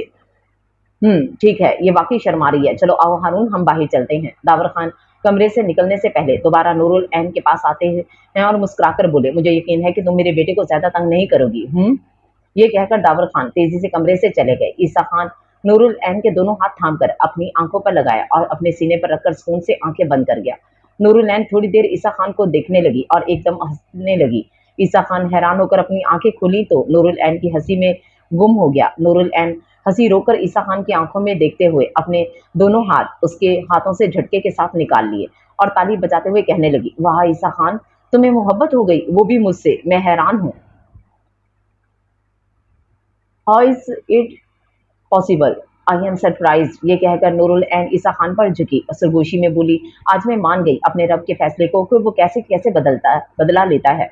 ईसा खान हैरान होकर बोला, मगर तुम भी तो मुझे पसंद करने लगी हो, जब भी तो तुम मेरे पास आई हो मुझे देखने। शट अप ईसा खान, तुम्हें देखने का मुझे बिल्कुल शौक नहीं, तुम्हारा बाप मुझे यहाँ जबरदस्ती लाया है। मुझे समझ नहीं आती तुम्हारे बाप का राज है क्या, जब चाहोगे बंदूक दिखाकर मोहब्बत खत्म कर दोगे, जब चाहोगे बंदूक दिखाकर किसी से जबरदस्ती मोहब्बत करवाओगे। सुनो ईसा खान, मोहब्बत तो खुद ब खुद हो जाती है, इस पर किसी का अख्तियार नहीं, लेकिन नफरत बहुत सी वजूहात की वजह से होती है और जब तक ये वजह खत्म ना हो जाए नफरत सारी जिंदगी पीछा नहीं छोड़ती। ईसा खान नूरुल ऐन को अपने करीब करने की कोशिश करने लगा और कहा, ऐसा मत कहो नूर, मैं जानता हूँ मैंने तुम्हारे भाई का कत्ल किया है, मगर ये भी तो देखो मैंने अपनी बहन को भी मारा था, उसने हमारी रवायात तोड़ी थी, वो जानती थी कि खानदान से बाहर मोहब्बत या शादी करने का अंजाम यही होगा। नूरुल ऐन ईसा का गिरबान पकड़कर बोली, अच्छा तो भी तुम्हारा क्या अंजाम होना चाहिए, तुमने भी तो बिल्कुल वैसा ही जुर्म किया है, बोलो खुद को भी मार सकते हो। ईसा खान, तुम ये चाहती हो तो खुद को मार दूं, मुझे मैं उफ तक नहीं कहूंगा।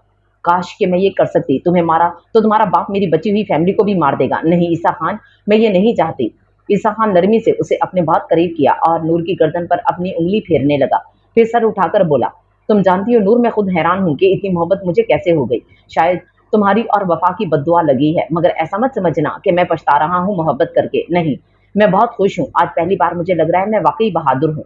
बंदूक के बगैर और मोहब्बत के साथ जीने में बहादुरी है। तुम कहो मेरी जान, मैं यकीन दिलाता हूँ तुम्हारी फैमिली और तुम्हें कोई कुछ नहीं कह सकता, तुम्हारा जो फैसला होगा मुझे मंजूर है।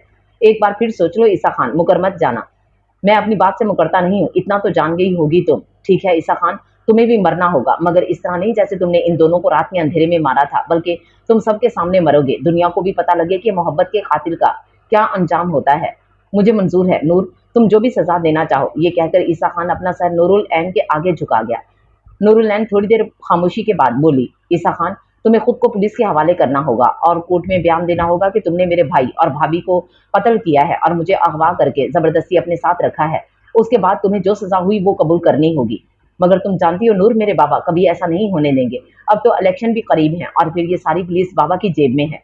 ये सब मुझे नहीं पता, अब तुम्हें देखना है कि तुम कैसे अपने बाप के आगे खड़े होते हो और इन्हें मजबूर करते हो, और तुम ऐसा कर सकते हो ईसा खान, अगर तुम खुद चाहो। वो मुस्कुराते हुए नूर के ऊपर झुका और कहने लगा, हाँ मैं सब कुछ कर सकता हूँ, मगर उसके बदले तुम मुझे क्या दोगी। मुझे मालूम था तुम अपने नुकसान के साथ साथ थोड़ा बहुत फायदा जरूर हासिल करोगे, आखिर हो ना एक सियासतदान के बेटे। बहुत कुछ जान गई हो मेरे बारे में। खैर तुम्हें ये भी अंदाजा हो गया होगा कि मुझे तुमसे क्या चाहिए, बस कुछ हसीन लम्हे जिनके सहारे मैं अपनी सजा काट सकूं। मंजूर है। हाँ एक और बात, मुझे जब भी तुमसे मिलना हुआ तो तुम्हें मिलने के लिए आना होगा, क्योंकि तुम्हें देखना मेरे लिए बहुत जरूरी है। अगर तुम ना आई तो हो सकता है मैं अपनी सजा से पहले ही मर जाऊं। यकीनन तुम ये नहीं चाहोगी कि मैं अपनी सजा काटे बगैर मर जाऊं। फिक्र मत करो ईसा खान, मैं आऊंगी तुमसे मिलने, आखिर मुझे भी देखना है तुम बेबस और सजा काटते हुए कैसे लगोगे। ये कहकर नूरुल ऐन कमरे से जाने लगी कि ईसा खान उसका हाथ थाम लिया और कहने लगा, इतनी जल्दी क्यों जा रही हो, अभी तो मैंने तुम्हें दिल भर कर देखा भी नहीं, मगर मेरा दिल बहुत खराब हो रहा है तुम्हें इतनी देर देखकर। ये कहकर नूरुल ऐन अपना हाथ छुड़वाकर कमरे से निकल गई। ईसा खान जोर से अपनी आंखें बंद कर ली। अगली शाम वादे के मुताबिक नूरुल ऐन ईसा खान के दिए हुए कपड़े पहनकर तैयार हो गई। ईसा खान भी बहुत दिल लगाकर तैयार होकर नूरुल ऐन के पास पहुंच गया। नूरुल ऐन नजर उठाकर ईसा खान को देखा तो उसके दिल की धड़कन आज पहली बार तेज हुई। वो घबराकर आंखें झुका गई, जबकि ईसा खान ये देखकर उसे अपने सीने से लगा गया। बहुत हसीन लग रही हो नूर, मैं तो आज ही मर ना जाऊं कहीं। फिर वो उसे खुद से अलग करके अपने सामने बिठाया और देखने लगा। नूरुल ऐन उसकी नजरों से घबराकर उससे बोली, तुमने अपने बाप से बात की? तुम कब खुद को पुलिस के हवाले करोगे? ईसा खान ने गहरी सांस लेते नूरुल ऐन के होंठों पर हाथ रखे और कहा, प्लीज अभी ये मेरा वक्त है, ये सब बातें रात खत्म होने के बाद करेंगे। ये कहकर ईसा खान नूरुल ऐन के होंठों से हाथ हटाकर उनकी जगह अपने लब रख दी और आंखें बंद कर लेता है, जबकि नूरुल ऐन अपने हाथ जोर से बंद कर लेती। थोड़ी देर बाद ईसा खान नूरुल ऐन को खुद से अलग करके देखने लगा। नूरुल ऐन का चेहरा लाल हुआ। आज पहली बार नूरुल ऐन का दिल ईसा खान के पास आने पर इतनी जोर से धड़का, वो अपना लाल चेहरा झुका गई, जबकि ईसा खान उसका चेहरा अपने हाथों से ऊपर करते उसकी गर्दन पर मौजूद तिलों पर अपने लब फेरने लगा। काफी देर वो नूरुल ऐन की खुशबू अपने अंदर उतारता रहा और फिर उससे दूर हुआ और कहने लगा, ये जो तुम्हारे 2 तिल हैं, ये मेरे लिए 2 जहां हैं नूर। मेरी अमानत है ये। मैं ये नहीं कहता कि तुम किसी और को अपनी जिंदगी में शामिल मत करना, मगर बस इतनी इल्तजा है कि इन्हें कोई और ना छुए, मुझे तकलीफ होगी। ये कहकर ईसा खान नूरुल ऐन को आहिस्ता से बेड पर लेटा गया, जबकि नूरुल ऐन ये सोचकर जोर से आंखें बंद कर गई कि अब ईसा खान उसके साथ क्या करने वाला है। ईसा खान भी खामोशी से नूरुल ऐन के साथ लेट गया और उसे कंफर्टर से ढक दिया। वो नूर के हाथ अपने दिल पर रखकर उसे देखने लगा। नूरुल ऐन ईसा की शोर मचाती हुई धड़कनों को महसूस करके आंखें खोली तो ईसा खान मुस्कुराते हुए बोला, घबराओ नहीं मेरी जान, तुम सो जाओ, रिलैक्स होकर, मैं तुम्हें जी भरकर देखना चाहता हूँ। नूरुल ऐन ने हैरान होकर ईसा खान को देखा तो ईसा हंसते हुए बोला, अरे मुझे तुम्हें देखकर ही बहुत सुकून मिल जाता है नूर, तुम बेफिक्र होकर सो जाओ। थोड़ी ही देर में नूरुल ऐन खामोशी से अपनी आंखें बंद कर गई और ईसा खान उसके घने बालों की खुशबू अपने अंदर उतारने लगा। सुबह नूरुल ऐन की आंख खुली तो खुद को ईसा खान के हिसार में देखा। ईसा खान की भारी हाथ उसके इर्द गिर्द थे और वो खुद गहरी नींद में सुकून से सो रहा।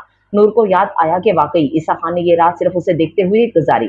जब भी रात में नूर की आंख खुली तो ईसा खान उसका चेहरा देख रहा होता और मुस्कुरा देता और नूरुल ऐन फिर से आंखें बंद करके सो जाती। पता नहीं कब ईसा खान खुद भी सोया था। नूरुल ऐन थोड़ी देर ईसा के उठने का इंतजार किया। जब वो नहीं उठा तो उसके हाथ अपने ऊपर से हटाने की कोशिश की। इतनी ही देर में ईसा खान अपनी आंखें बहुत मुश्किल से खोली और नूरुल ऐन को ये जिद्दोजहद करते हुए देखा और मुस्कुराकर उसे अपने और करीब करते हुए बोला, क्यों अपनी नाजुक सी जान को तंग कर रही हो? खुद तो तुम मजे से पूरी रात सोई हो, इतना सा ख्याल कर लो मैं एक लम्हे के लिए नहीं सोया।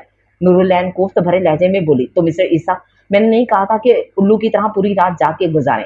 ईसा खान हंसते हुए नूर को जोर से गले लगाया और बोला, उफ, जब तुम्हें मोहब्बत होगी तब मालूम होगा तुम्हें कि सोने से कहीं ज्यादा सुकून अपने महबूब का चेहरा देखने से मिलता है। और हाँ, मैं उल्लू की तरह नहीं, दीवानों की तरह जगा हूँ। नूरुल ऐन खुद को ईसा खान से छुड़वाते हुए बोली, अच्छा इस वक्त मुझे बाथरूम जाना है प्लीज। ईसा खान नूरुल ऐन को खुद से अलग किया और नूरुल ऐन तेजी से बाथरूम में चली गई, जबकि ईसा खान पास पड़ा हुआ नूरुल ऐन का दुपट्टा अपने हाथ में लेकर दोबारा से आंखें बंद कर गई।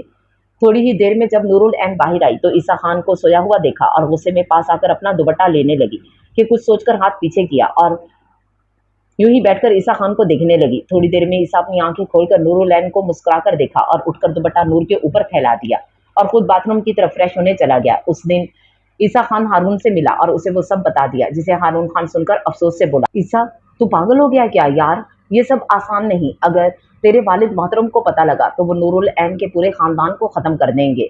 बाबा को मैं खुद अपने तरीके से समझा लूंगा। तू बस इस बात की छोटी दे कि तू नूरुल ऐन और उसके घर वालों को कुछ नहीं होने देगा। अगर तुझे गार्ड्स या बंदों की जरूरत है तो मेरे ले लेना, मगर नूर और उसके घर वालों का ख्याल रखना। मगर वाकई में तुझे कोई सख्त सजा हो गई तो मैं हर तरह की सजा के लिए तैयार हूँ। मुझे ये सब अच्छा तो नहीं लग रहा, मगर तेरे लिए करना पड़ेगा। मैं नूरुल ऐन की फैमिली को अपने गांव भेज देता हूँ। और नूर ईसा खान हारून की बात काटते हुए बोला, नूर को गांव मत भेजना, वो यहीं रहेगी और अपना केस लड़ेगी, उसका साथ तू देगा। आज ही नूर की तरफ से मुझ पर एफआईआर कटवा दो, 2 कत्ल और 1 अगवा की, और नूर के लिए अच्छा सा वकील करवा प्लीज। ये सब आज ही कर दे, मैं बाबा के पास जाकर उन्हें समझा दूं। ये कहते ही ईसा तेजी से बाहर चला गया।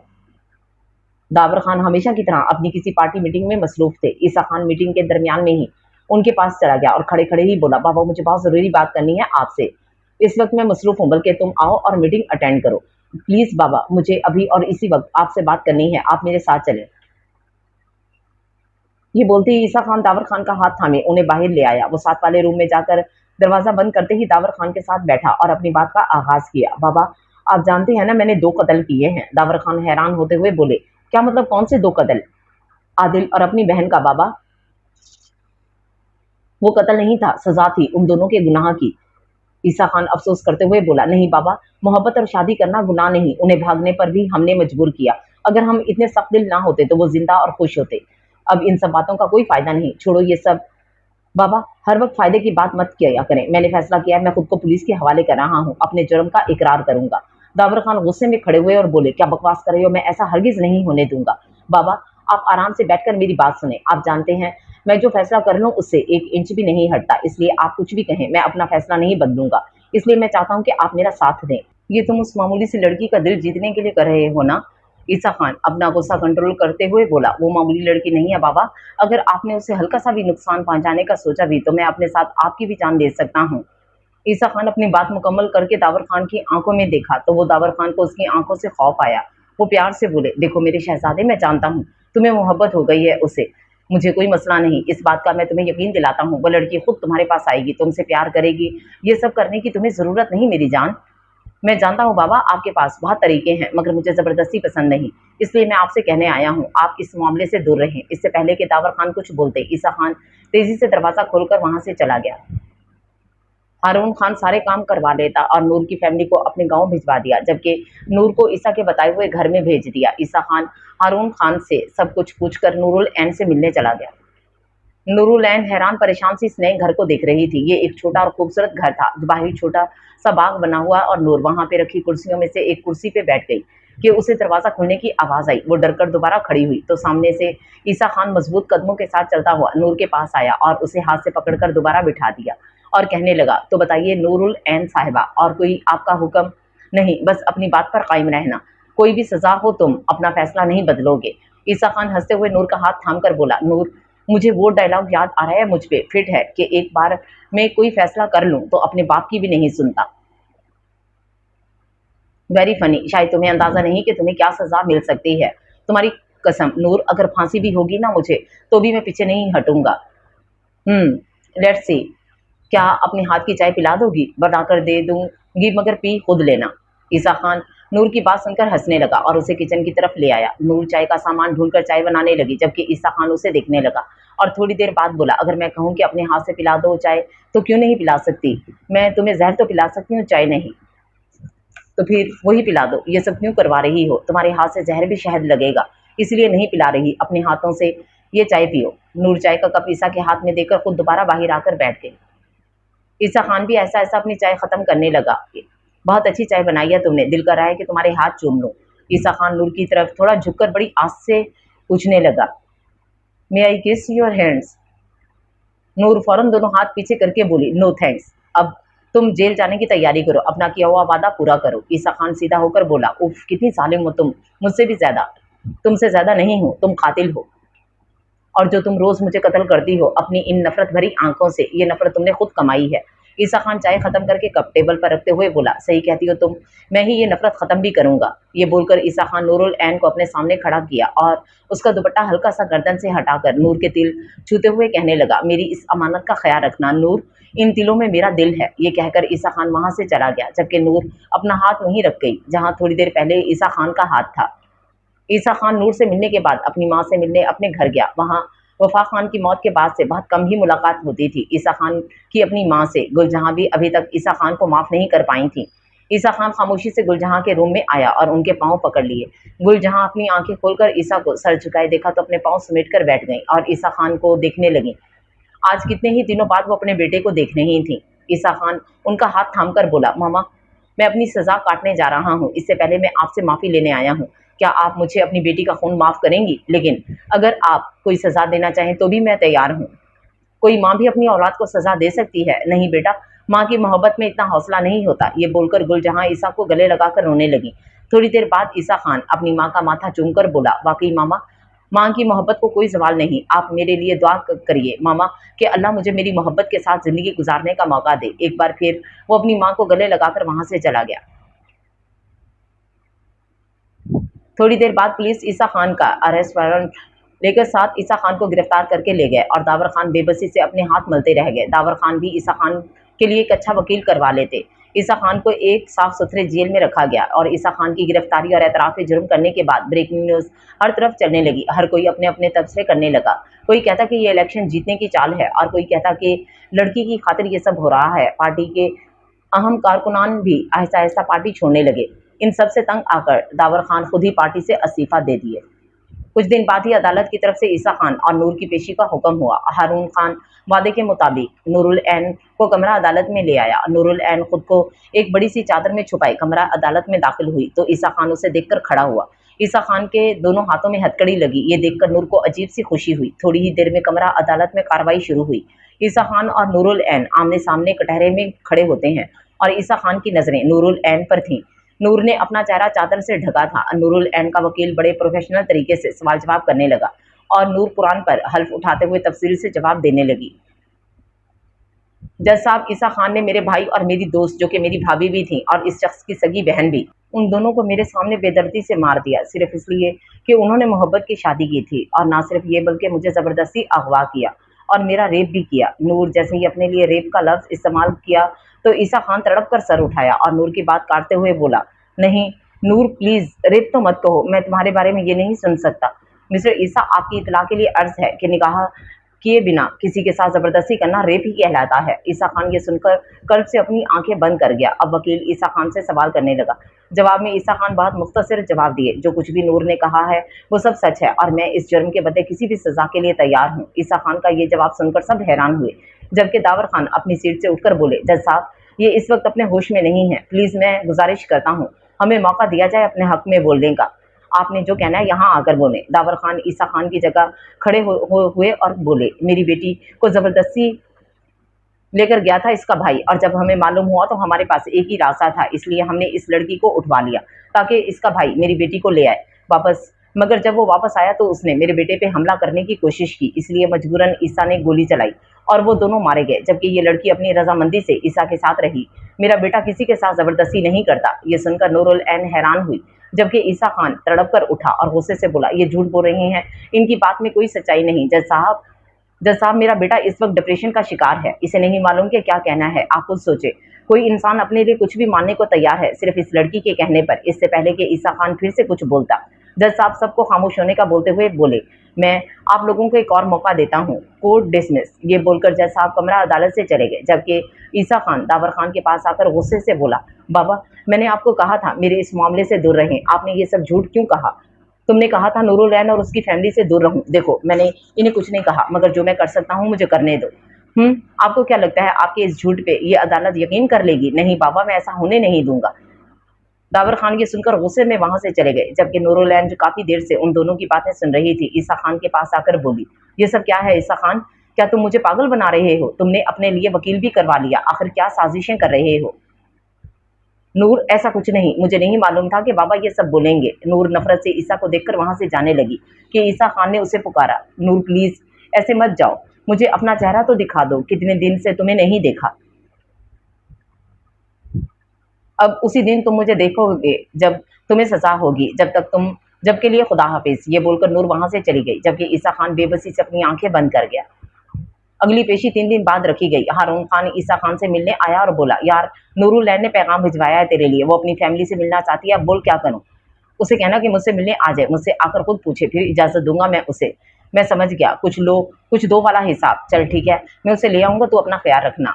हारून खान जब नूरुल ऐन को ईसा खान की ख्वाहिश का बताया तो नूर दिल ही दिल में बहुत गालियां दी, मगर वो जानती थी कि अगर उसे अपनी फैमिली से मिलना है तो उसे ईसा खान की बात माननी पड़ेगी। यही सोचकर नूरुल ऐन ईसा से मिलने के लिए राजी हुई। ईसा खान सुबह से ही नूरुल ऐन का बेचैनी से इंतजार कर रहा था। उसे ये डर भी था कि अगर नूर उसे मिलने ना आई तो वो क्या करेगा। उस पेशी वाले दिन नूर का इतना बदला हुआ लहजा परेशान कर गया था। पहले भी नूर ईसा की बात आसानी से नहीं मानती थी, मगर जब से ईसा की कमजोरी उसके हाथ लगी थी, वो तब से तो कुछ ज्यादा ही ईसा को आंखें दिखाने लगी थी। ईसा का दिल कर रहा था वो सब वादे तोड़कर यहाँ से भाग जाए। इतनी दिन हो गए थे नूर का दीदार किए हुए। वो बार बार हाथ की मुट्ठी बनाते हुए दीवार पर मार रहा था कि आखिर उसका इंतजार खत्म हो गया।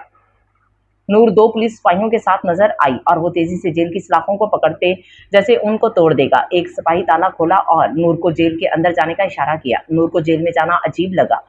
ईसा खान गुस्से में बोला, प्लीज नूर अब आ जाओ अंदर, वरना मैं अपने सारे वादे भूलकर बाहर आ जाऊंगा, समझी? नूर आहिस्ता से चलती हुई अंदर आई। ईसा खान वहां मौजूद पुलिस सिपाही को दोबारा ताला लगाने का हुक्म दिया। सिपाही ताला लगाकर थोड़े फासले पर खड़ा हो गया। ईसा खान खामोशी से नूर के करीब आकर उसे देखने लगा, जो अभी भी बड़ी सी चादर में अपना चेहरा छुपाकर खड़ी थी। थोड़ी देर बाद ईसा खान एक लंबी सांस लेकर नूरुल ऐन के चेहरे से चादर हटाई और फुर्सत से नूरुल ऐन को देखने लगा। नूरुल ऐन उसकी नजरों से घबराकर ईसा से बोली, बहुत तेज हो तुम ईसा खान, हमेशा सौदा ही करते हो, कभी मुफ्त में किसी को कुछ मत देना। ईसा खान मुस्कुराते हुए बोला, नहीं मेरी जान, मुफ्त में कोई काम नहीं करता और तेज मैं नहीं तुम हो। अपने वादे से मत मुकरो नूर, वरना मैं भी मुकर जाऊंगा। तुम्हें कहा था कि जब मैं तुम्हें बुलाऊं तुम्हें मुझसे मिलने आना होगा, मगर मेरी जेल में आते ही तुम शेर हो गई हो। वाह, तुम बहुत निभा रहे हो अपने वादे। वहां तुम्हारा बाप तुम्हें यहाँ से निकालने के मंसूबे बना रहा है। करने दो उन्हें जो वो करना चाहते हैं, तुम बस मेरी बात का एतबार करो और अपनी बात पर कायम रहो। तुम जानती हो कि तुम्हें देखना मेरी कमजोरी, जब ही तुम इस तरह तड़पा रही हो मुझे। ये बोलकर ईसा खान नूर की चादर थोड़ी और नीचे की और उसके तिलों को देखने लगा और बोला, इनका ख्याल रखती हो ना तुम। ये बोलते हुए ईसा नूर की गर्दन पर झुकने लगा कि नूर एकदम पीछे हुई और गुस्से में बोली, थोड़ा लिहाज करो, ये तुम्हारा बेडरूम नहीं है, सामने सिपाही खड़ा है। ईसा खान नूर का बाजू पकड़कर उसे करीब किया और उसके होंठों पे हाथ रखकर उसकी गर्दन पर अपने लब रख दिए। नूर तो सांस लेना ही भूल गई। ईसा जब थोड़ी देर इसी तरह झुका रहा तो नूर होश में आकर ईसा खान से बोली, ईसा प्लीज छोड़ो मुझे, कोई देख लेगा, बस करो। ईसा खान जो खामोशी से नूर की खुशबू अपने अंदर उतार रहा था, सर उठाकर नूर को देखा जो लाल चेहरा लिए रो देने को थी। ईसा खान मुस्कुराकर नूर से थोड़ा दूर हुआ और वो हाथ जो नूर के होंठों पे रखा था उसे हटाते हुए अपनी उंगलियां उसके होंठ पर फेरते बोला, मुझे तड़पाने की सजा है ये नूर, अगर आइंदा तुम मेरे बुलाने पे ना आई तो तुम समझ तो रही हो। ये बोलकर ईसा अपना हाथ नूर के होंठों से हटा गया और मुस्कुराकर बहुत आयसा से बोला, खैर इन होंठों का भी वक्त आएगा। नूर गहरा सांस लेकर दांत पीसते हुए बोली, अगर आपकी मुलाकात हो गई हो तो मैं जाऊं? दिल तो कर रहा है कि तुम्हें यहीं रख लूं, हाय मगर मजबूर हूं। मुझसे वादा करो नूर, तुम आइंदा इस तरह नहीं करोगी, मैं पागल हो जाऊंगा तुम्हें देखे बगैर। वादा करो मुझसे नूर। ईसा खान नूर के आगे अपना हाथ कर किया, जिसे देखते नूर उसे थामते हुए बोली, ठीक है, मगर मेरी भी बात माननी होगी। तुम्हें जितनी जल्दी हो सके ये केस खत्म करो और अपनी सजा पूरी करो। मुझसे इस तरह यहाँ के चक्कर नहीं लगाए जाते। ईसा खान नूर के थामे हुए हाथ को अपने चेहरे पर फेरने लगा और कहने लगा, कितना सुकून है तुम्हारे लम्स में, जैसे उसने नूर की बात सुनी ही ना हो। नूर फौरन अपने हाथ खींचकर पीछे हुई। ईसा खान गहरा सांस लेकर सिपाही को आवाज दी। सिपाही ने लॉक खोला और नूरुलैन अपना चेहरा ढांपती हुई वहां से चली गई। आज फिर वो दोनों आमने सामने कटहरे में खड़े थे। ईसा खान वादे के मुताबिक सब जुर्म कबूल कर गया और ईसा खान का वकील भी कुछ नहीं कर पाया। दावर खान भी अपने बेटे के आगे बेबस हुए। जज रोती हुई नूरुल ऐन से पूछा, मिस नूरुल ऐन, इन तमाम सबूतों की बिना पर मैं समझता हूँ कि आपके साथ बहुत ज्यादती हुई है, इसलिए सजा देने का भी अख्तियार मैं आपको देता हूं। अगर आप चाहें तो सामने खड़े अपने मुजरिम को माफ भी कर सकती हैं, इसलिए कि मुझे लगता है वो वाकई शर्मिंदा है, मगर आप चाहें तो सख्त सजा भी सुना सकती हैं। It's all up to you. Isa Khan उम्मीद से नूरुल ऐन को देखने लगा। उसे यकीन था कि नूरुल ऐन उसे माफ कर देगी, आखिर मोहब्बत इतनी मेहरबानी तो करेगी। नूर भी ईसा खान की तरफ देखकर सोचने लगी कि वो क्या सजा दे। एक तरफ उसका दिल कहता है ईसा वाकई शर्मिंदा है, उसे एक मौका देना चाहिए। दूसरी तरफ उसके जहन में वफा और आदिल के मुर्दा वजूद सामने आ गए। कमरा अदालत में खामोशी छा गई। दावर खान, हारून और गुलजहां सब एक उम्मीद के साथ नूर की तरफ देखने लगे। ईसा खान उम्मीद से नूरुल ऐन को देखने लगा और उसे यकीन था कि नूरुल ऐन उसे माफ कर देगी, आखिर मोहब्बत इतनी मेहरबानी तो करेगी। नूर भी ईसा खान की तरफ देखकर सोचने लगी कि वो क्या सजा दे। दूसरी तरफ उसके जहन में वफा और आदिल के मुर्दा वजूद सामने आ गए। कमरा अदालत में एक खामोशी छा गई। दावर खान, गुलजहां सब एक उम्मीद के साथ नूर को देखने लगे। नूरुल ऐन एक फैसला करते हुए मजबूत लहजे में बोली, जज साहब, मैं चाहती हूँ कि ईसा खान को सरेआम फांसी दी जाए, कि पूरा मुल्क देखे मोहब्बत करने वाले जब गैरत के नाम पर मारे जाते हैं तो उनके कातिल का क्या अंजाम होता है। ये सुनकर ईसा खान हल्का सा लड़खड़ा गया, मगर फौरन ही खुद को संभाल कर मुस्कुराते हुए आंखें बंद कर लीं।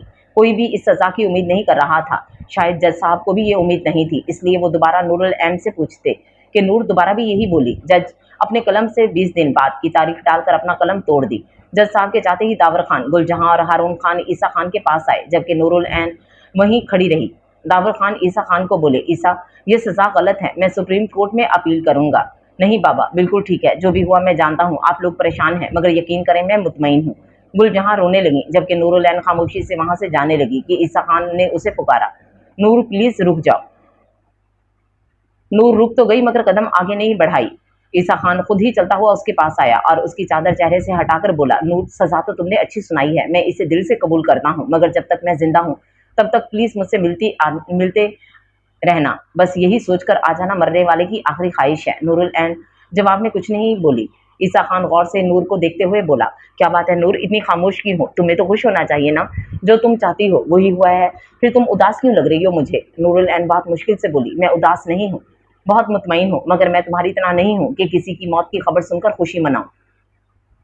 ठीक बोल रही हो नूर, मैं वाकई बहुत जालिम बन गया था। मैंने उनको मारते हुए जरा रहम नहीं खाया, बल्कि उनको मारने के बाद एक दफा भी अफसोस नहीं किया था। बिल्कुल सही किया नूर, मैं इसी काबिल हूँ। नूर एक बार ईसा को देखने लगी और वहां से चली गई। नूरुल ऐन की फैमिली भी नूर के साथ उसी घर में रहने लगी। नूर के वालिद अब काफी हद तक ठीक हो गए और सभी नूर के फैसले से खुश हुए, मगर नूर बेचैन हुई। हारून बहुत बार ईसा का पैगाम लेकर आया, मगर नूर ईसा से मिलने भी नहीं गई। शायद उसे डर था कि कहीं वो कमजोर ना पड़ जाए और अपने फैसले पर पछताने लगे। ईसा खान को एक बहुत ही तंग जेल में डाल दिया गया, जहां चलने की भी जगह नहीं थी। वो सारा दिन खामोशी से अपनी सोचों में गुजार देता, बाकायदगी से नमाज अदा करता। उसे बस थोड़ी देर के लिए बाहर निकाला जाता, बाकी वो सारा दिन जेल में पड़ा रहता। 3-4 दिनों में ही उसकी हालत ऐसी हुई जैसे वो कई दिन से बीमार हो। हारून और दावर खान रोजाना ही उसे मिलने आते, उसे बहुत समझाते कि अपील करने दे, मगर वो नहीं मानता। वो हर रोज हारून को कहता कि वो नूर से मिलना चाहता है, मगर नूर नहीं आती। वो रोज इसी उम्मीद से उठता कि आज नूर आ जाएगी, मगर वो नहीं आई और इसी तरह दिन गुजरने लगे। ईसा खान का ज्यादा वक्त नमाज और दुआ मांगने में गुजरता। ईसा खान नूर के लिए खत लिखा और हारून के हाथ भिजवा दिया। उम्मीद है नूर तुम बिल्कुल ठीक होगी, मैं भी ठीक हूँ और बहुत एंजॉय कर रहा हूँ। मैं बहुत शुक्रगुजार हूँ तुम्हारा यहाँ आकर। मुझे अंदाजा हुआ है कि असल में इंसान की क्या हकीकत है। हम कितने नादान होते हैं, जब थोड़ी सी ताकत हमारे हाथ में आती है तो हम खुद को खुदा समझने लगते हैं, मगर हम भूल जाते हैं कि जिसने ये ताकत दी है वो कितना ताकतवर होगा। कैसी अजीब बात है नूर, जब हम खुदा बनकर दूसरों को सजा देते हैं तो जालिम बन जाते हैं, मगर जब ऊपर वाला हमें सजा देता है तो वो मुनसिफ कहलाता है। वाकई सजा और जजा सिर्फ रब के हाथ में है। मैं समझता था मेरे पास ताकत है, इसलिए मैं सब कुछ कर सकता हूँ, मगर नहीं, मैं बहुत कमजोर था, नादान। आज उसके आगे झुककर एहसास हो रहा है कि असल ताकत तो उसके सामने झुक जाने से मिलती। ईमान की ताकत, शायद ये सब इसी तरह लिखा था मेरे रब ने। तुमसे एक इल्तजा है, एक बार मेरे मरने से पहले मुझसे मिलने आ जाना नूर। मैं तड़प रहा हूँ तुम्हें देखने के लिए, ये समझ कर आ जाना कि मेरी आखिरी ख्वाहिश है। पूरी कर देना, मैं शिद्दत से तुम्हारा इंतजार कर रहा हूँ, सिर्फ तुम्हारा ईसा। नूर ईसा का खत पढ़कर बहुत रोई। वो बहुत बार खत पढ़ती, यहाँ तक कि उसे वो खत ज़ुबानी याद हुआ। नूर खुद को मजबूत करते हुए ईसा से मिलने का फैसला कर गई। ईसा से मिलने से पहले वो नमाज अदा की और अल्लाह से बहुत लंबी दुआ मांगती कि वो कमजोर ना पड़े और अपने फैसले पर डटी रहे। नूरुल ऐन को एक साफ सुथरे रूम में बिठा दिया गया। थोड़ी ही देर में वहां ईसा भी आया और नूर के सामने बैठ गया। आज नूर ने पहले से ही अपनी चादर को चेहरे से हटा लिया था। ईसा खान खामोशी से नूर को देखने लगा। थोड़ी देर बाद नूर भी सर उठाकर ईसा को देखा। वो हैरान हुई, क्योंकि ये तो वो ईसा था ही नहीं। बड़ी हुई शेव लाल आंखें, वो पहले से कमजोर लगा नूर को। ईसा खान नूर को हैरान देखकर मुस्कुरा दिया और बोला, क्या हुआ, अच्छा नहीं लग रहा? मुझे मालूम है मेरी शक्ल अजीब सी हो गई है, मगर तुम्हें तो खैर पहले भी मेरी शक्ल पसंद नहीं थी। तुम कैसी हो नूर? नूर से कुछ बोला ही नहीं गया। उसे लगा वो बोलेगी तो रोने लगेगी। ईसा थोड़ी देर उसके बोलने का इंतजार किया। जब वो नहीं बोली तो वो खुद ही दोबारा बोलने लगा, चलो ठीक है, तुम आज खामोश रहो, आज सिर्फ मैं बोलता हूँ, तुम मेरी कब्र पर आकर बोलना, आज मेरी सुनो। नूर, मैं रोज ख्वाब में तुम्हें देखता हूँ, हम दोनों एक साथ हैं। मेरा दिल करता है मैं सोता ही रहूं ताकि तुम्हें देख सकूं। मैं जानता हूँ तुम मुझसे मिलना नहीं चाहती, मगर मैं भी क्या करूं, मेरा दिल मेरे बस में ही नहीं। क्या बनाया है रब ने इंसान को, एक दिल भी अपने बस में नहीं रखा, और हम नादान इंसान पूरी दुनिया को अपने बस में करना चाहते हैं। मुझे नहीं मालूम मैं तुमसे कितनी मोहब्बत करता हूँ, शायद लफ्जों में बता ही नहीं सकता, मगर मैं अल्लाह से दुआ करता हूँ कि तुम्हें मुझसे मोहब्बत ना हो मेरे मरने के बाद, क्योंकि मैं जान गया हूँ कि मोहब्बत हो जाए और महबूब पास ना हो तो कितनी तकलीफ होती है।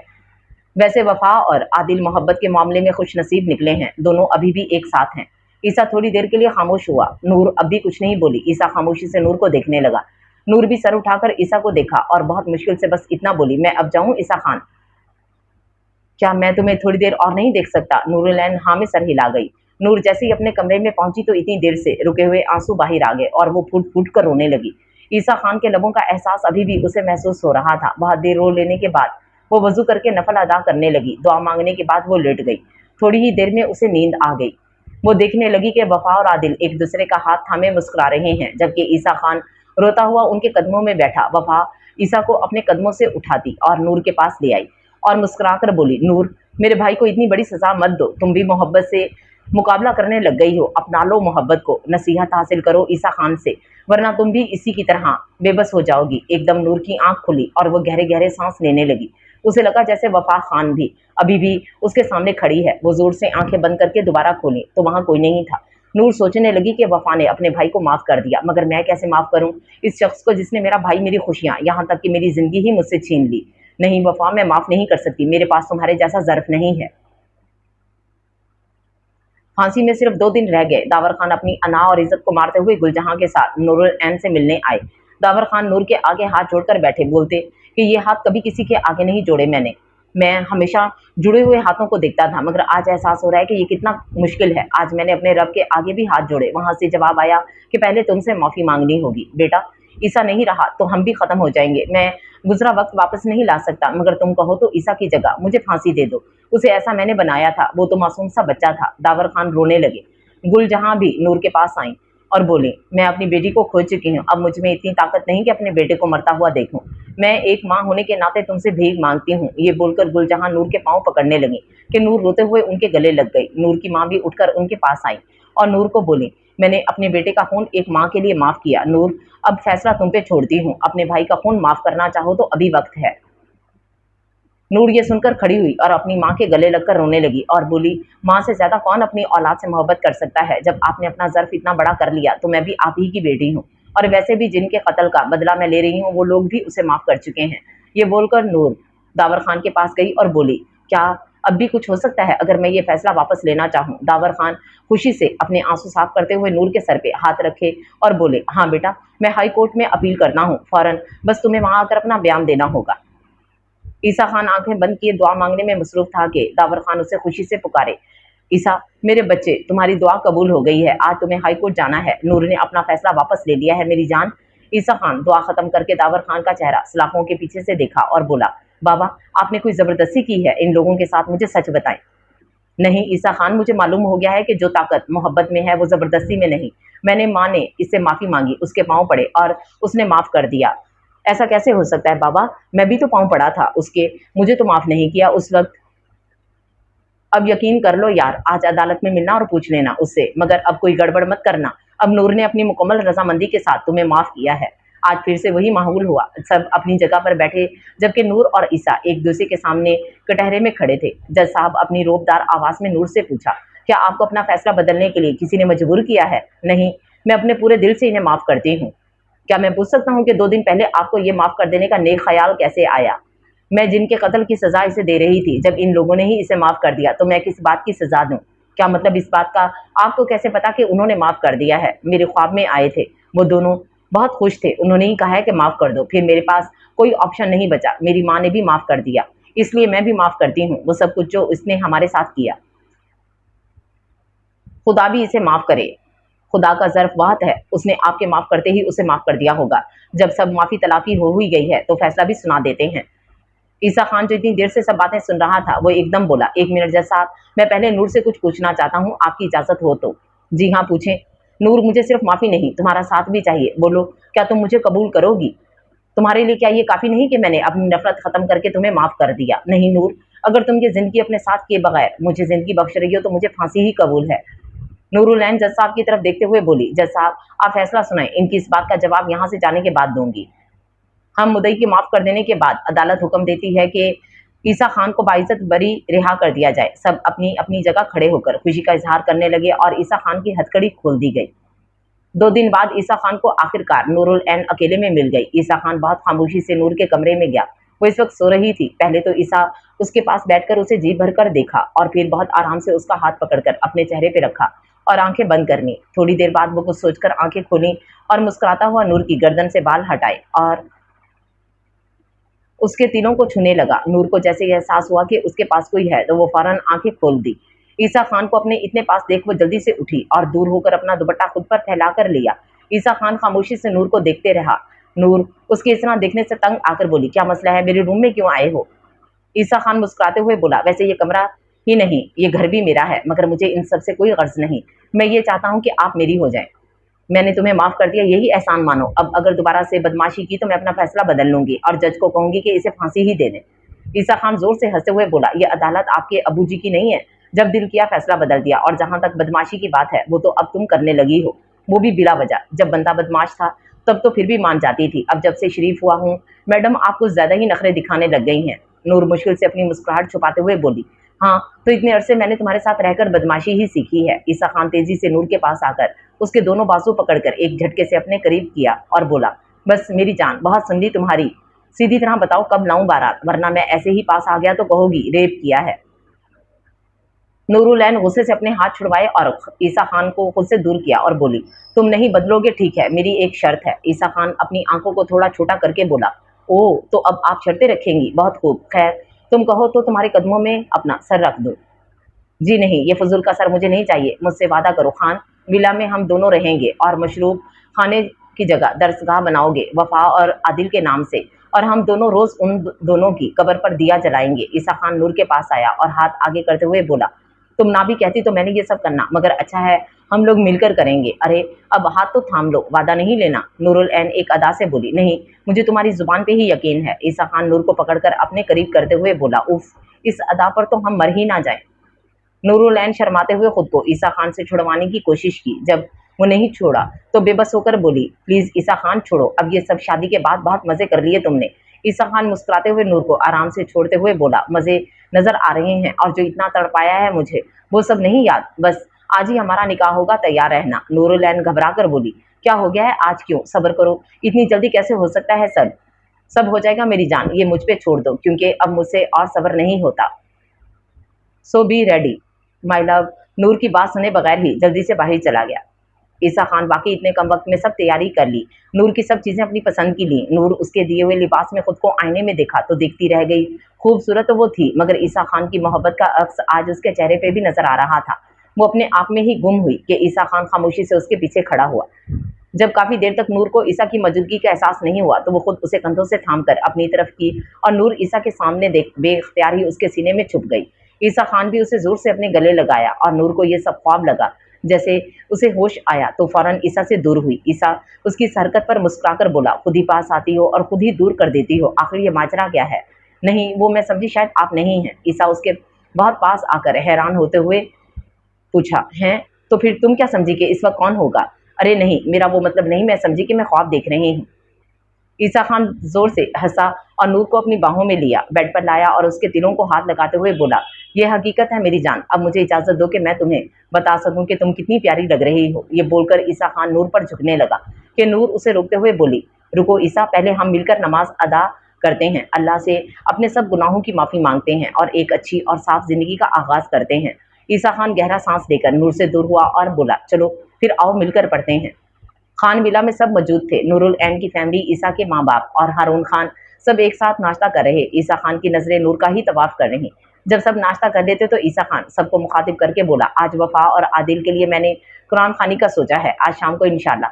सब ये सुनकर दुख से मुस्कुरा दिए। हारून खान एक गहरा सांस लेकर ईसा से बोला, मेरे ख्याल से हमें उनकी कब्र पर दुआ पढ़ने के लिए जाना चाहिए। ईसा खान, ठीक बोल रहे हो, क्यों नूर, चलें?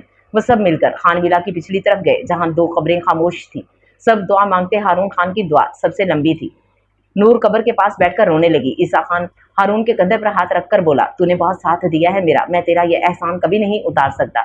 आखिर तूने ही मुझे एहसास दिलाया था कि मुझे मोहब्बत है। हारून खान दुखी लहजे में बोला, हाँ, मैंने देख लिया था तेरी आंखों में, इसलिए मैंने तेरा साथ दिया। ईसा खान हंसते हुए हारून से बोला, वैसे तुझे बड़ी पहचान है मोहब्बत की। हाँ यार, क्योंकि हम भी एक नाकाम आशिक हैं। ईसा खान हैरान होते हुए बोला, ओए, कौन है और वो नाकाम क्यों? तूने मुझे क्यों नहीं बताया? हारून खान ईसा खान का हाथ अपने कंधे से हटाते हुए बोला, वही जिसको तूने कत्ल कर दिया था। ये बोलकर हारून खान चला गया और ईसा खान हैरान रह गया और दूर खड़ी मोहब्बत मुस्कुरा दी।